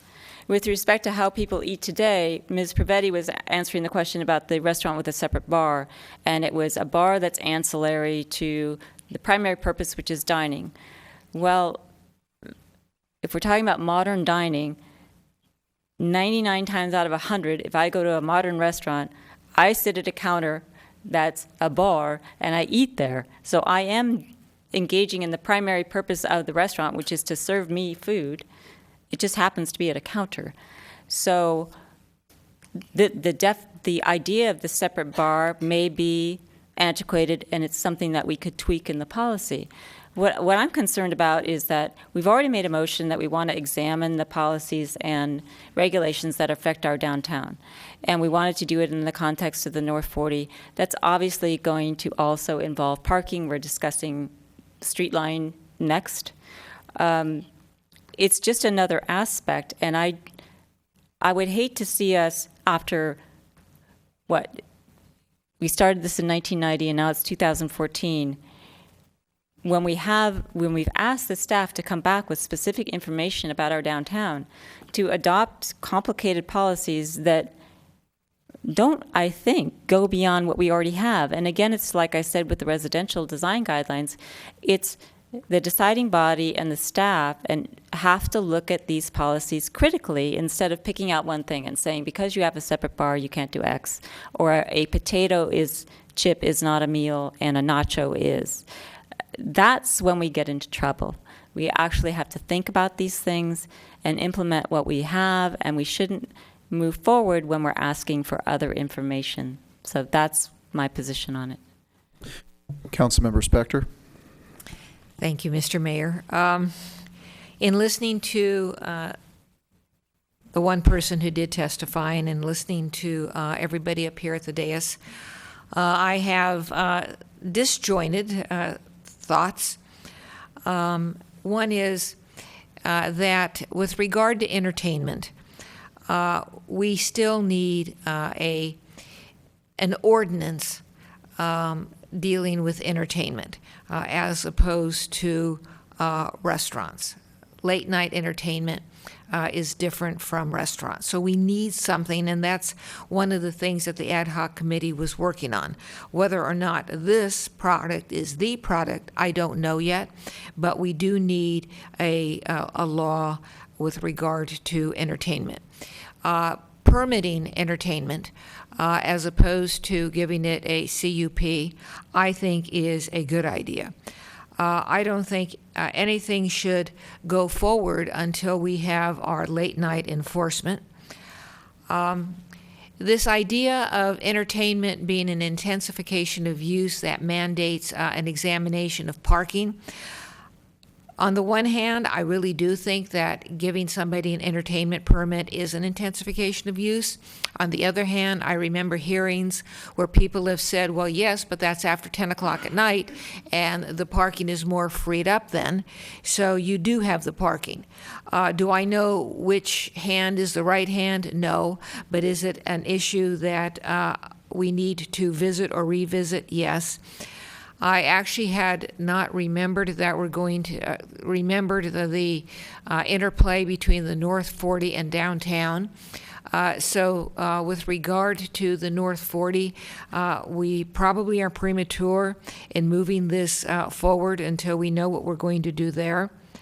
And I think I'm going to circle back with this should be an ordinance instead of a policy with what is going to be probably my future mantra, which is I'm not a big fan of policies. I like ordinances because generally you can punch them into the town website and find them. Councilmember McNutt. Thank you, Mayor. So a few things in response to the discussion. There's going to have to be more paragraphs to explain to me the relationship between these policies and what was requested for the North 40. These policies are town-wide. They would apply to the North 40 as well as downtown. So I'm not understanding that point as we go forward. I hadn't really thought about this being ordinance versus resolution, but I do think that would be a good idea. Unless there's something, and I'm looking over here to staff and the attorney, unless there's something that I'm not seeing that would preclude us from going in that direction. I'm seeing shaking heads and so on. In terms of the policy themselves, I totally disagree that our existing alcohol policy works because it is constantly a problem every time we have an application come through. What's the definition of a wine bar? I mean, it just goes on and on with trying to interpret that. I don't see it in any way being similar to the situation we had with residential design guidelines earlier tonight. So my recommendation, and maybe I'll put it in the form of a motion just to see what happens, is that we move ahead with what is being recommended by the ad hoc committee, but have it come back with all of the modifications that we've talked about, the corrections that were in the desk item, and the items that came up tonight that need clarification, and in the form of an ordinance rather than a policy resolution. And so then we see absolutely final words that we'd be approving, but that we go ahead. We've been promising everybody in the community and the Planning Commission that we would have an updated alcohol policy, we'd have an entertainment policy. It's been on the goals and priority list since I started that in 2010. So, you know, it's like we need to do this. So I think the ad hoc committee has done a really great job in thinking this through, and I think we should go ahead and move on it. So that would be my motion. So we have a motion. Do we have a second? I'll second the motion with the with all the characteristics that were included in Councilwoman McNutt's language at that point. Councilmember Spector. Thank you. Through the mayor, I need a clarification on the motion. Is this a motion to approve the resolution? Councilmember McNutt. No, this is a motion for staff to prepare an updated document that would be the ordinance, to convert these into ordinances, to incorporate all of the changes and corrections that we've talked about tonight, and to bring it back at a future meeting for action. Councilmember Spector. Thank you. And again, through the mayor, would this include a report back on the interface between any entertainment and alcohol policy and whatever might happen on the North 40? No. Councilmember Brzezinski. Yeah, I don't know how long it's going to take us to get to the North 40, frankly. And I don't see where that would necessarily forbid us from actually establishing policies that we've been long waiting for, and that once we get to the North 40 discussion, which is still downstream a ways, at that point in time, and then we can evaluate what the North 40 elements are proposing in relationship to this language. But I think this would be the overriding language that would demand conformity on the part of whatever we do with the North 40. So I don't think it's necessary to delay any longer. Again, given the fact that this is going back to staff for corrections of all those things that need to be corrected, that have already been recommended for correction, and that it comes back as ordinance language rather than policy.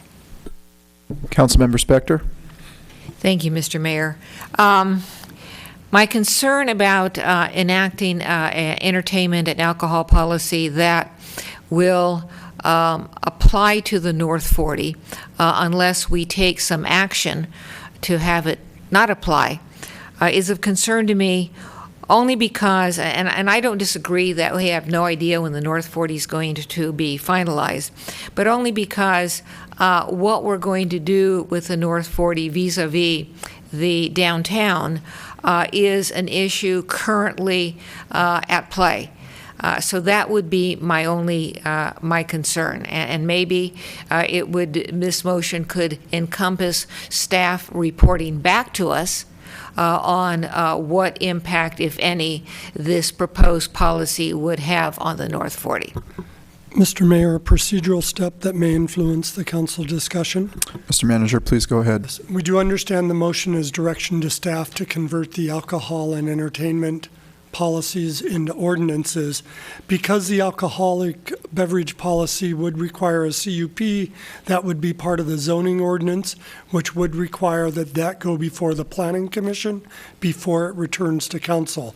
It's staff's assumption that we would send the entertainment ordinance with it, though that would not be required to go before the Planning Commission because it wouldn't be in the zoning code, but they're companion documents. So there may be a naturally occurring delay that, depending on the timing of North 40, which is unknown. So we just wanted the council to know that the ordinance direction would go first to PC, then to council, and that adds time to the process. Thank you. Councilmember Spector. Thank you, Mr. Mayor. I guess maybe I'm misunderstanding. I thought I heard Ms. McNutt saying that this would be coming back to us. Under town code, any modification to the zoning ordinance must be heard by the Planning Commission for their recommendation to you.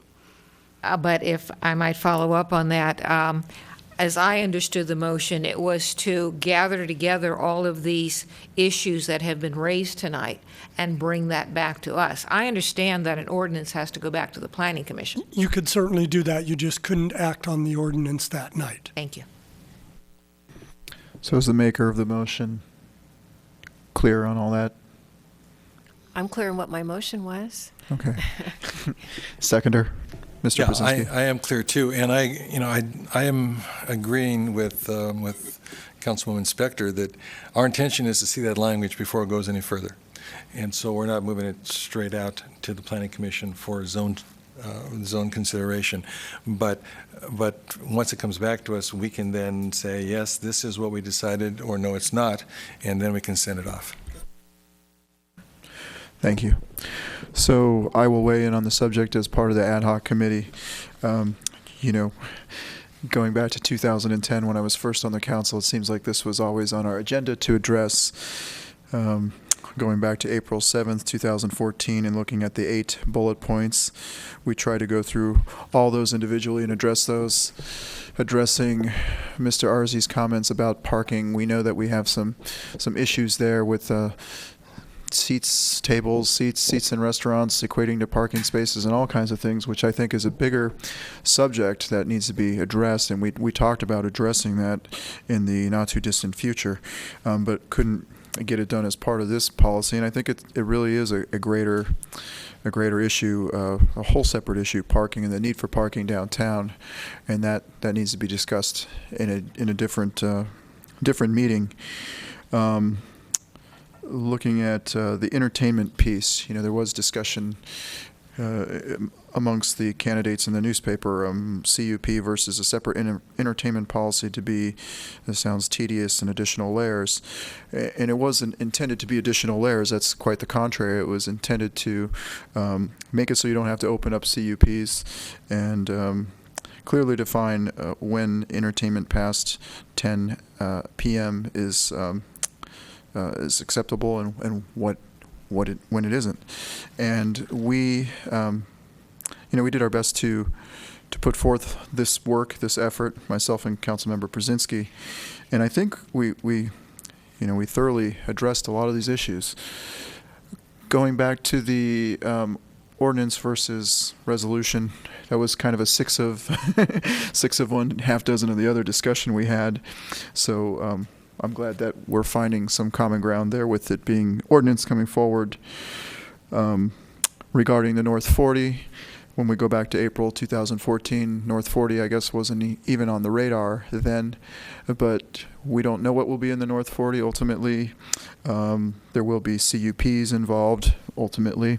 So again, going back through that whole process and individual public hearings perhaps for each business regarding their CUPs. So I think that will be thoroughly vetted. And as with anything else in life, this obviously can be amended in the future if there are things that we don't see currently. But I think this is a step in the right direction. And I think it brings something forward after much discussion and deliberation that needs to move forward. So I'll be supporting the motion as well. And without further ado, I guess I'll call the question. If there's no more discussion on this, seeing none, all in favor? Aye. Opposed? No. So it passes 4-1. We have one more item this evening. Does any member of council need a break at this time? Okay, so the Giants have one. That's good to know. Okay, so we'll be moving on to item number 6, which is the street line parking. Proposed partnership for the downtown parking sensors. Providing our staff report will be Matt Morley, our Parks and Public Works Director. Thank you, Mayor and Council. We came to you last August 19th to talk about Streetline and the proposal there, bringing back some additional information tonight for your feedback. As a quick recap or background, Streetline is a sensor technology with embedded sensors in the parking spots. Our conversation with Streetline at this time is talking about embedding them in parking spots in the downtown area. The technology would provide us information on when cars come and go in those parking spots and granular data on parking availability. Also has an application where visitors could identify locations of parking spots through their smartphone or their iPad or other device, and that would bring them closer to the parking than what they would experience if they were to simply come to the downtown. One of the solutions that Streetline has proposed to us is a partnership with Streetline and a third party. The third party would come in their partnership and would carry the costs of the implementation of Streetline for the town. With that comes some obligations in that partnership, including a whole series of potential partnership opportunities, essentially as Streetline outlines it, unlocking our assets and providing the opportunity for these partners to access these assets. Wouldn't necessarily mean that the town would have a cost associated with that, but rather provide the opportunity to be open to them being co-branded or having their name alongside something that might have the town logo on it. So in your staff report, we provided a list of those assets in two separate formats. One is sort of a positive staff recommendation, things that staff thought council might be comfortable with, and a second list that is ideas that staff thought the council would not be so comfortable with. I provided shortened lists of those on the presentation for your review. There's some staff comments in the staff memo that further explains these particular items. Wanted to take the opportunity tonight to get your feedback on this list as we continue to explore this with Streetline. These are the type of assets that Streetline would provide to their partner, the third-party partner, that would come to the table with us and would be part of the negotiation. So our double check with you tonight is to make sure that the council is comfortable with the direction that staff is outlining. So with that concludes the staff presentation, and we're here for comments and conversation. Questions for staff? We have Councilmember McNutt. Thank you, Mayor. The chambers mentioned multiple times throughout the list. Have they been in conversation with staff on all of those? A couple places it mentions, but did you go through all of those, and are they agreeable before we start committing them? So I'll let Monica follow up in just a second, but we did want to say that we are unlocking the asset essentially, as I mentioned before, which provides opportunity and sort of the town's willingness to be at that level of a partner with the organization. Certainly, if the town wasn't comfortable with that level of partnership, we would come off the table from the conversation with Streetline. But with that, I think Monica, do you want to follow up on your conversation? How about now? Okay. Yes, Zach Marks and I met. We discussed all of the things that they are noted on the chart. He also took the ideas back to his board, and they gave their support of being a partner in this program with us and Streetline. Okay, and then if I could get a couple other questions and or comments. Access to town leaders is bothersome language to me because everyone has access to town leaders, so I don't like that it intimates that they're going to have some special inside track, and so I think the word, I'm not sure what the intent is on that, but I think the wording there is a red flag for me. I'm not sure on the kickoff event why it would be a private event. It would seem we tend to do things that are public when it's town co-sponsored, and so that didn't make sense to me. And I'll just go ahead now because hopefully the conversation will keep moving along briskly, that I am totally opposed to the street banners and the utility box wraps having logos of commercial companies on there.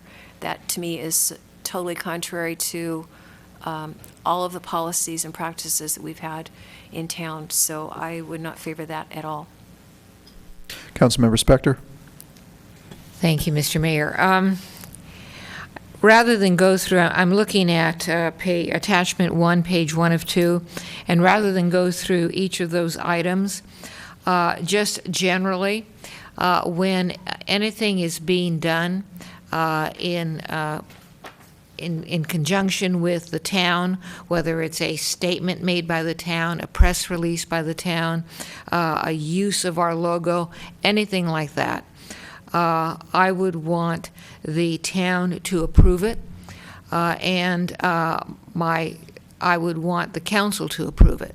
I know that there are instances in here where the town staff makes those decisions, for example, statements, but I would want everything to circle back to the town, and if somewhere down the line someone indicate or proves to me that it's too cumbersome and burdensome, then I would want at a minimum the mayor to be weighing in. But I would always want it to circle back to the decision makers for the town. I agree that if we're doing things like kickoffs or anything like that, it should be public and not private. Councilmember Brzezinski. First, I just want to say I think the concept is good. The idea that people can wayfind more efficiently and get themselves to parking places. I'm not exactly sure how that works on the downtown streets, because it seems to me that pretty much every one of those parking places is taken by the next person in line as soon as someone pulls out. So to me, it's an odd use. I can see the parking lots for sure. But after I read attachment 1, I was very concerned, because it sounds like we are now the commercial platform for this particular business entity. And maybe I was reading it all in context. I was initially thinking that they would get sponsorships from corporate outside of town, that if there were some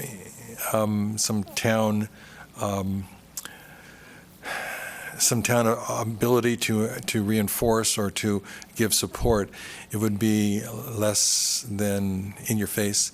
And to me, when you look at all of the ones that even the staff is proposing, excluding the ones that you've said would not be acceptable, I just think the overall message is that now the town is a primary sponsor of this particular private organization, and that has a discomfort for me that I think needs to be addressed.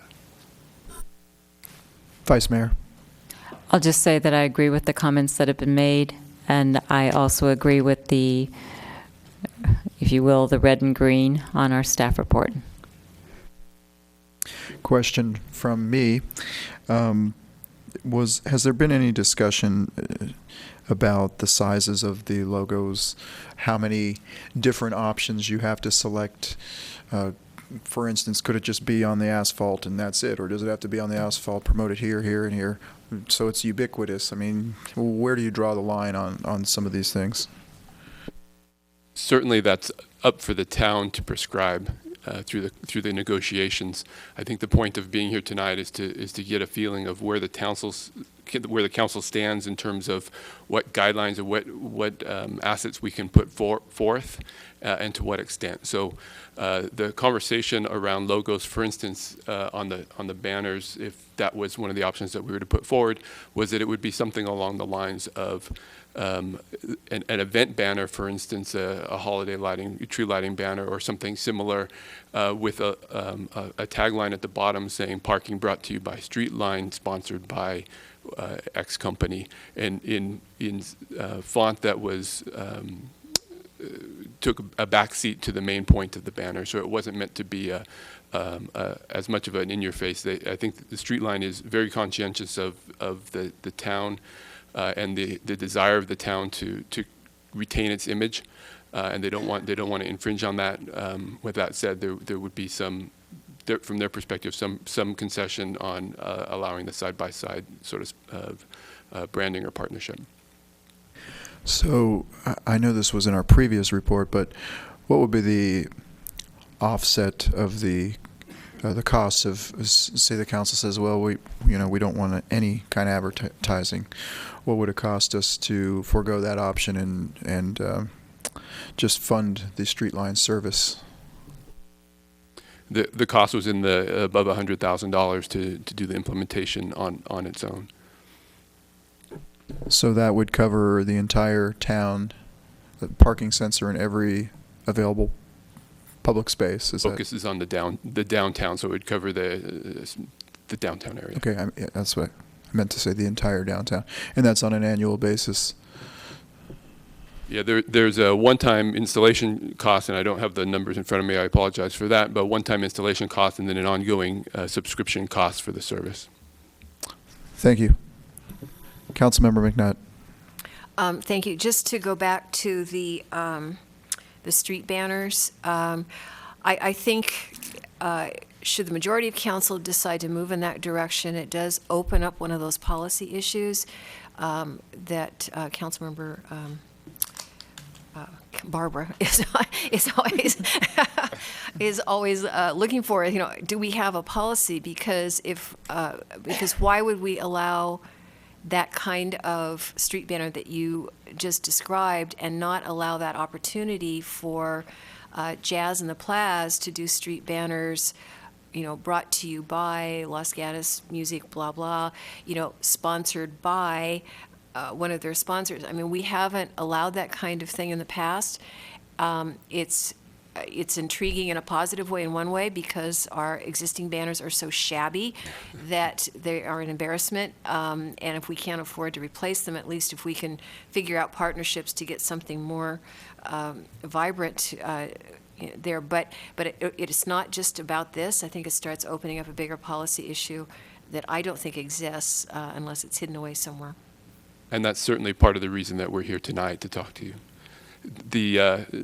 The constraints that we could put on these are sort of limitless. So we could limit the tagline on the banners. We could eliminate the banners altogether. That would be appropriate. We could put limitations on the size of the tagline on the bottom of the banner so that it could be the bottom quarter or bottom eighth of the banner and no larger. Certainly, the staff can take the guidelines or the input from council and continue forward. Or if it's getting too much on the edge, we can redirect at that point as well.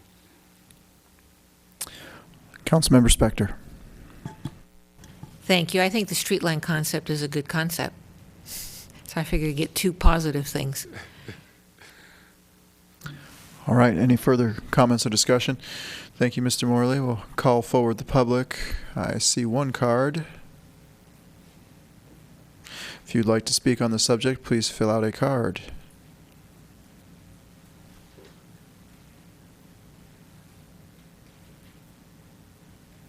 Hello, Angelia Dorner again. I'm comforted that we're just at this stage of the process. I was a little alarmed when I read the agenda and saw that it said authorize staff to finalize the marketing assets and wanted to be sure that I spoke to say that I was fine with moving forward with defining the marketing assets, but not necessarily finalizing those assets. I've looked a lot at this stuff online, and there's a really great panel discussion at a recent Detroit convention dealing with a lot of these street line type issues. In fact, the CEO of Streetline was on the panel. And one of the biggest assets we're not talking about here is our data. And that is what Streetline wants. It's not necessarily just the taglines on our banners, it is our data and how they have rights to that data, if we're not really careful, about how that data is used in the future and how they can monetize that information. This also relates to downtown, so I'm hoping that future discussions at council meetings includes the residents who do live right downtown, as well as businesses, as was pointed out by the gentleman over here. But I really am hopeful and that there are solutions to our downtown parking situation, but I do believe that there's a lot of concerns when it relates to trying to unlock and or monetize assets that we sometimes don't fully, truly appreciate what their ideas of monetization could mean to the town. I was a little upset with what we got or didn't get on the easements at the Albright Way proposals. I thought we should have gotten more from a town standpoint as far as how important that was to the development.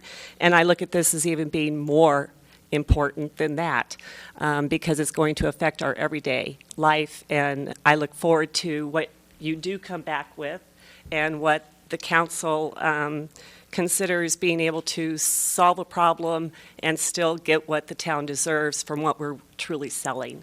Thank you. Thank you. No more speakers, so we will go back to council for discussion or motions. I was wondering, I'll just throw something out there. Personally, I would rather not logoize everything or feel the pressure to logoize things in town or even have to make decisions about putting logos here and there for $100,000. I mean, obviously there is the installation charge, which that's going to have to be paid anyway. But if it's an annual charge of $100,000, I would rather not have to sell out, so to speak, to a corporate America logo campaign.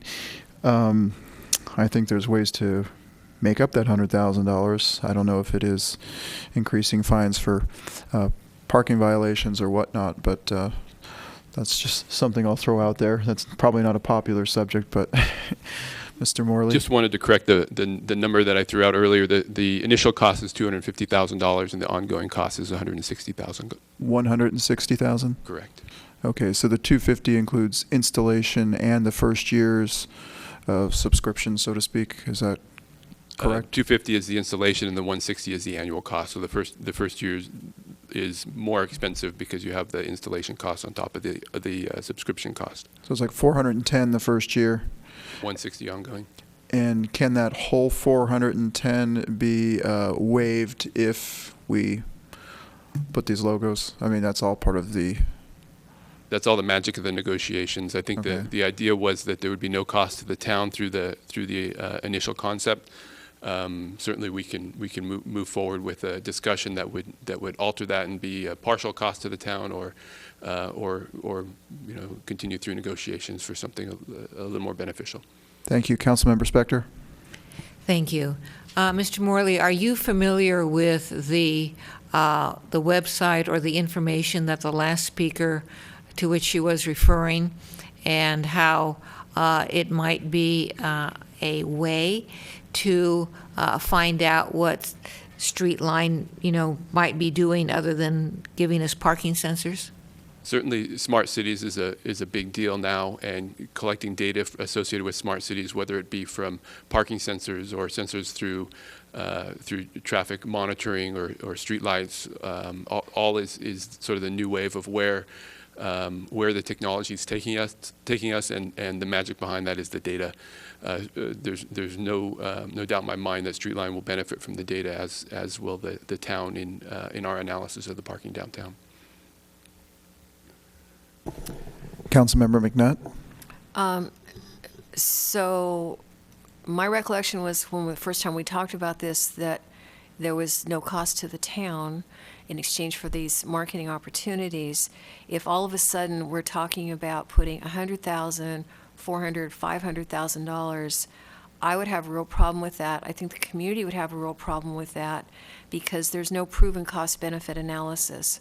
And when we have such a sense of urgency on trying to expand parking, to put that kind of money down on the hopes that it will allow people to find parking easier, but not actually expanding capacity, I think that's going to not go over well in the community, and it's dangerous to start down that path because it's going to take the conversation away from the original concept. So I don't know if you need a motion. There's no indication here that you need a motion. Just gather comments, which you have. Do we need to do anything more on this tonight? If the mayor would like me to summarize the council comments so far, taking council members who said, I agree with what has been said.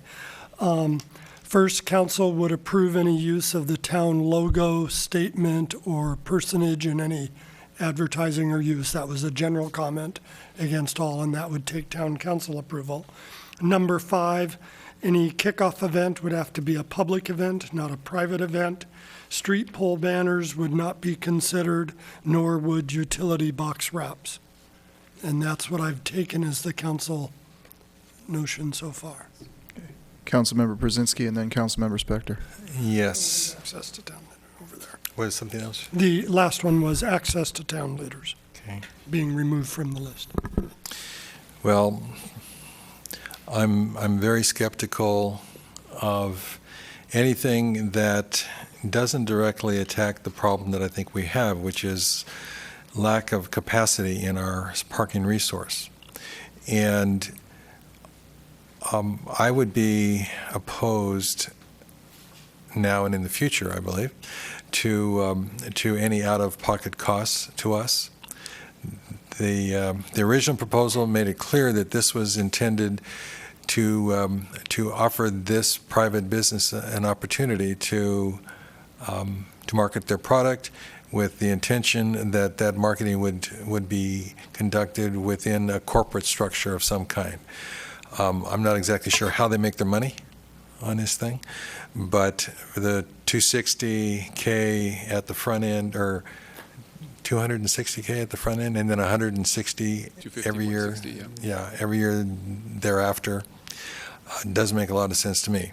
And I think that our resources, our financial resources, could be spent more appropriately, and probably have the community more bought in if we were to take a look at what collection of resources we could accumulate for the sake of additional parking. And so it'd be a trade-off for me. That tied into the issue of how we use our town logo, which we're very protective of. You know, we don't put that thing on every streetlight because you're a municipal government, and we do not want to be so associated with commercialism, I don't believe. So those are some of the negatives that would cause me great discomfort if we were to move forward with this. Just to be clear, the staff hadn't brought forward the concept of purchasing this outright. That was just a dollar amount that was put out there for a comparison based and evaluation of what the product was. Councilmember Spector. Thank you, Mr. Mayor. I'm going to take all of this, at least for myself, and put it at what I call the 30,000-foot level. I think the concept is good, being the concept of having a process by which parking spaces are more readily found, with the hopes that that will cut down on traffic. I think that's good. I am very uncomfortable, without going into line by line, but I'm very uncomfortable with the request for use of our image in any way. Just in any way, make that really simple. And third, if the company is getting value from use of our data, from the data that they access here, then that should be the value to them. Further discussion on the subject. Some random thoughts I have. I mean, if it is $160,000 annually, if you divide that by 12, I don't know what that gets us exactly. Roughly, what, $12,000 a month. Could pay quite a bit of interest on a bond that could potentially fund a parking garage on a monthly basis.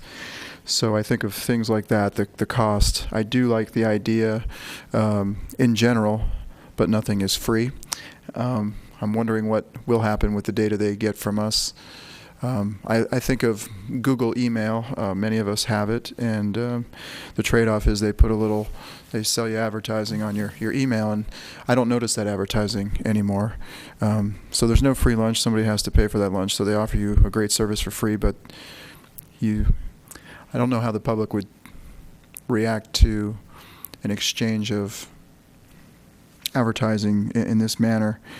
And I guess at this point, personally, I'd like to see more information. I'd like to see it in practice. I don't know if a field trip would be required, but it'd be nice to have some more information and see what other communities have done with the installation of this product, see what kind of advertising requirements and what kind of costs are actually associated, what kind of data, what kind of return on their investment they're getting,